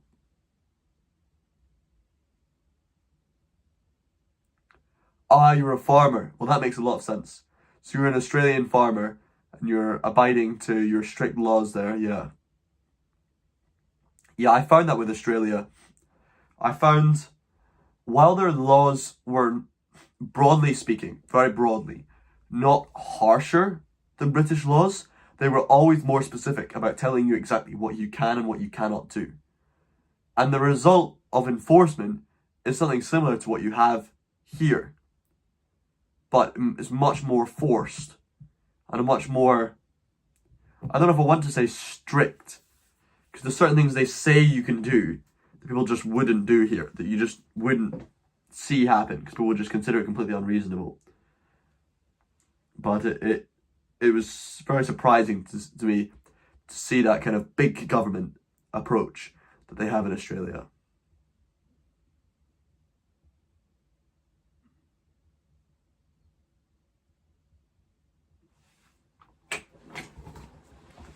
Well.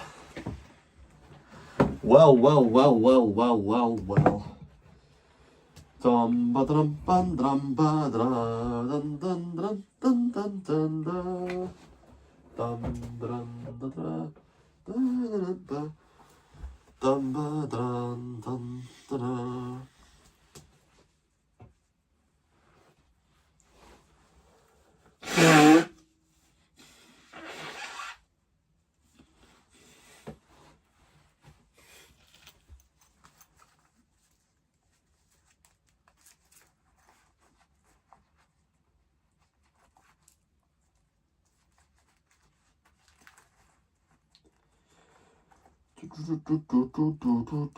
It's mental with these things, with all these rules. The more they put rules into everything, the more everybody, no matter what job you have, you just have to fill in forms all the time and know all these ridiculously niche kind of details and numbers and facts. No matter what job you have in this world, your job is always going to be filling in forms, it seems.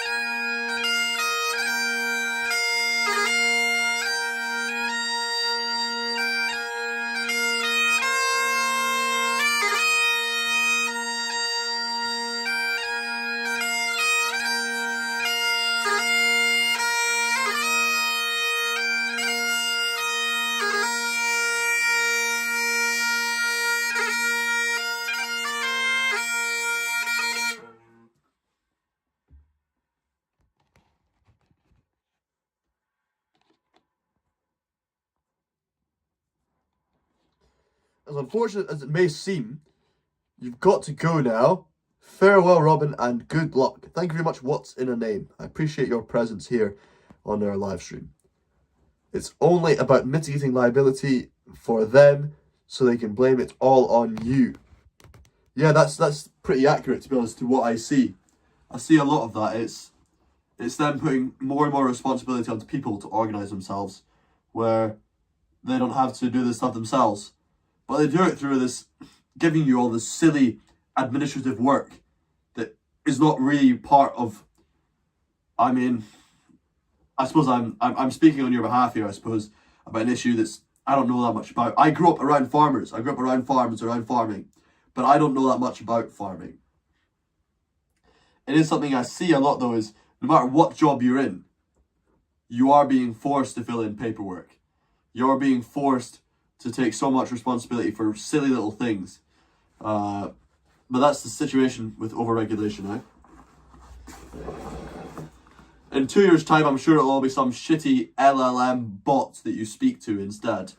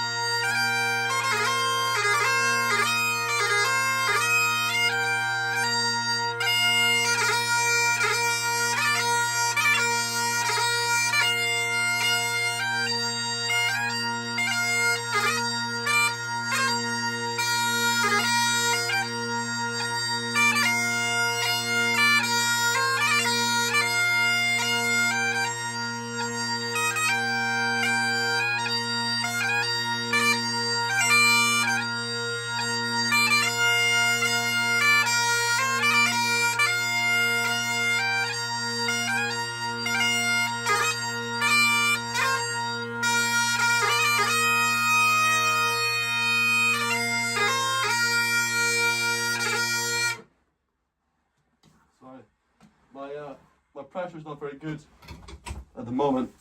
I'm just suffering a little bit under under lack of proper breathing technique, but I'm getting very roasting.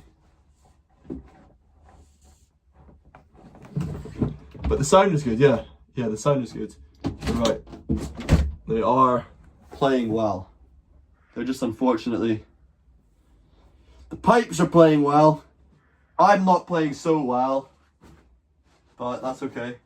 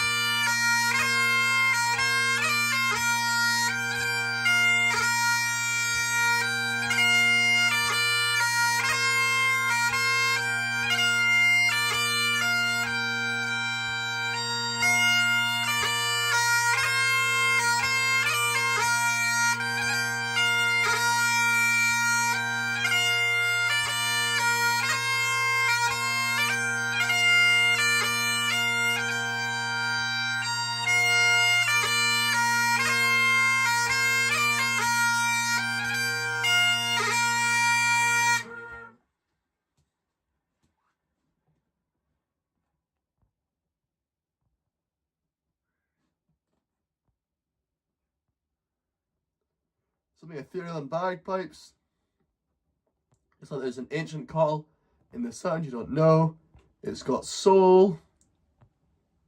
It's like a sound that is old as Scotland, as if all the gone generations were playing through it right now. You were watching movies and you'd always ask your dad, "Dad, what's that instrument?" Of course, it was the bagpipes. You'd never seen them in real life. Nice, nice, nice. Playing bagpipes is exhausting for the lungs. It seems there's way too much air involved. All lang syne. Exactly, CyberX, well recognised.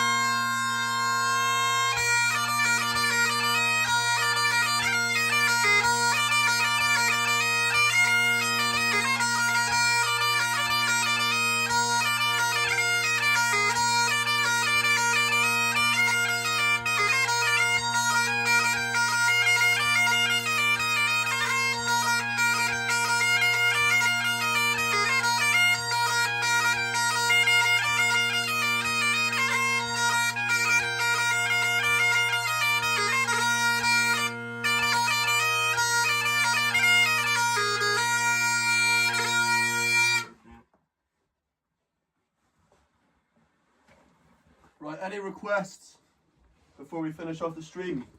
I've had a wonderful time.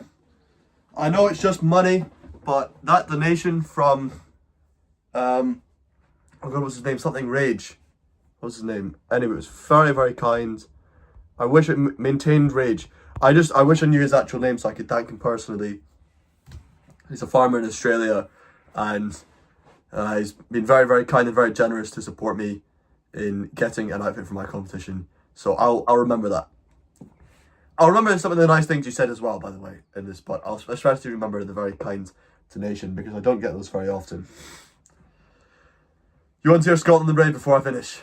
Shall we do Scotland the Brave? What's underneath the zip in the bagpipes? There is a moisture control system inside that. Yeah. Shall we do Scotland the Brave?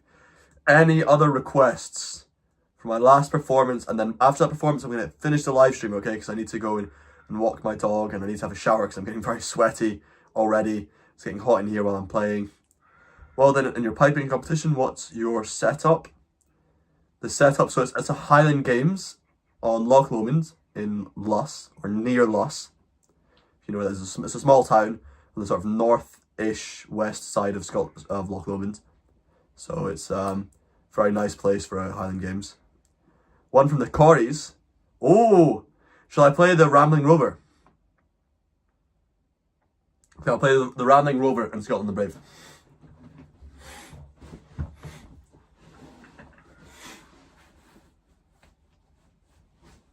Let's get my nose blowing though, just quickly.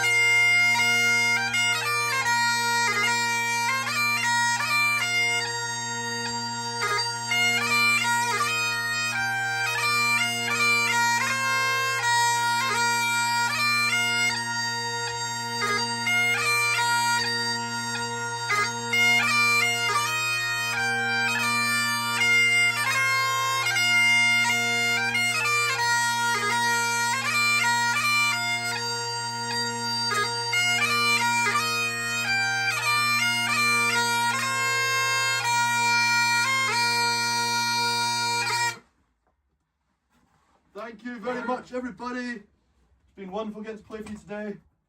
I'm going to strip naked now and cover myself in lots of soap. Very, very exciting activity. And I look forward to seeing you all the next time. Goodbye.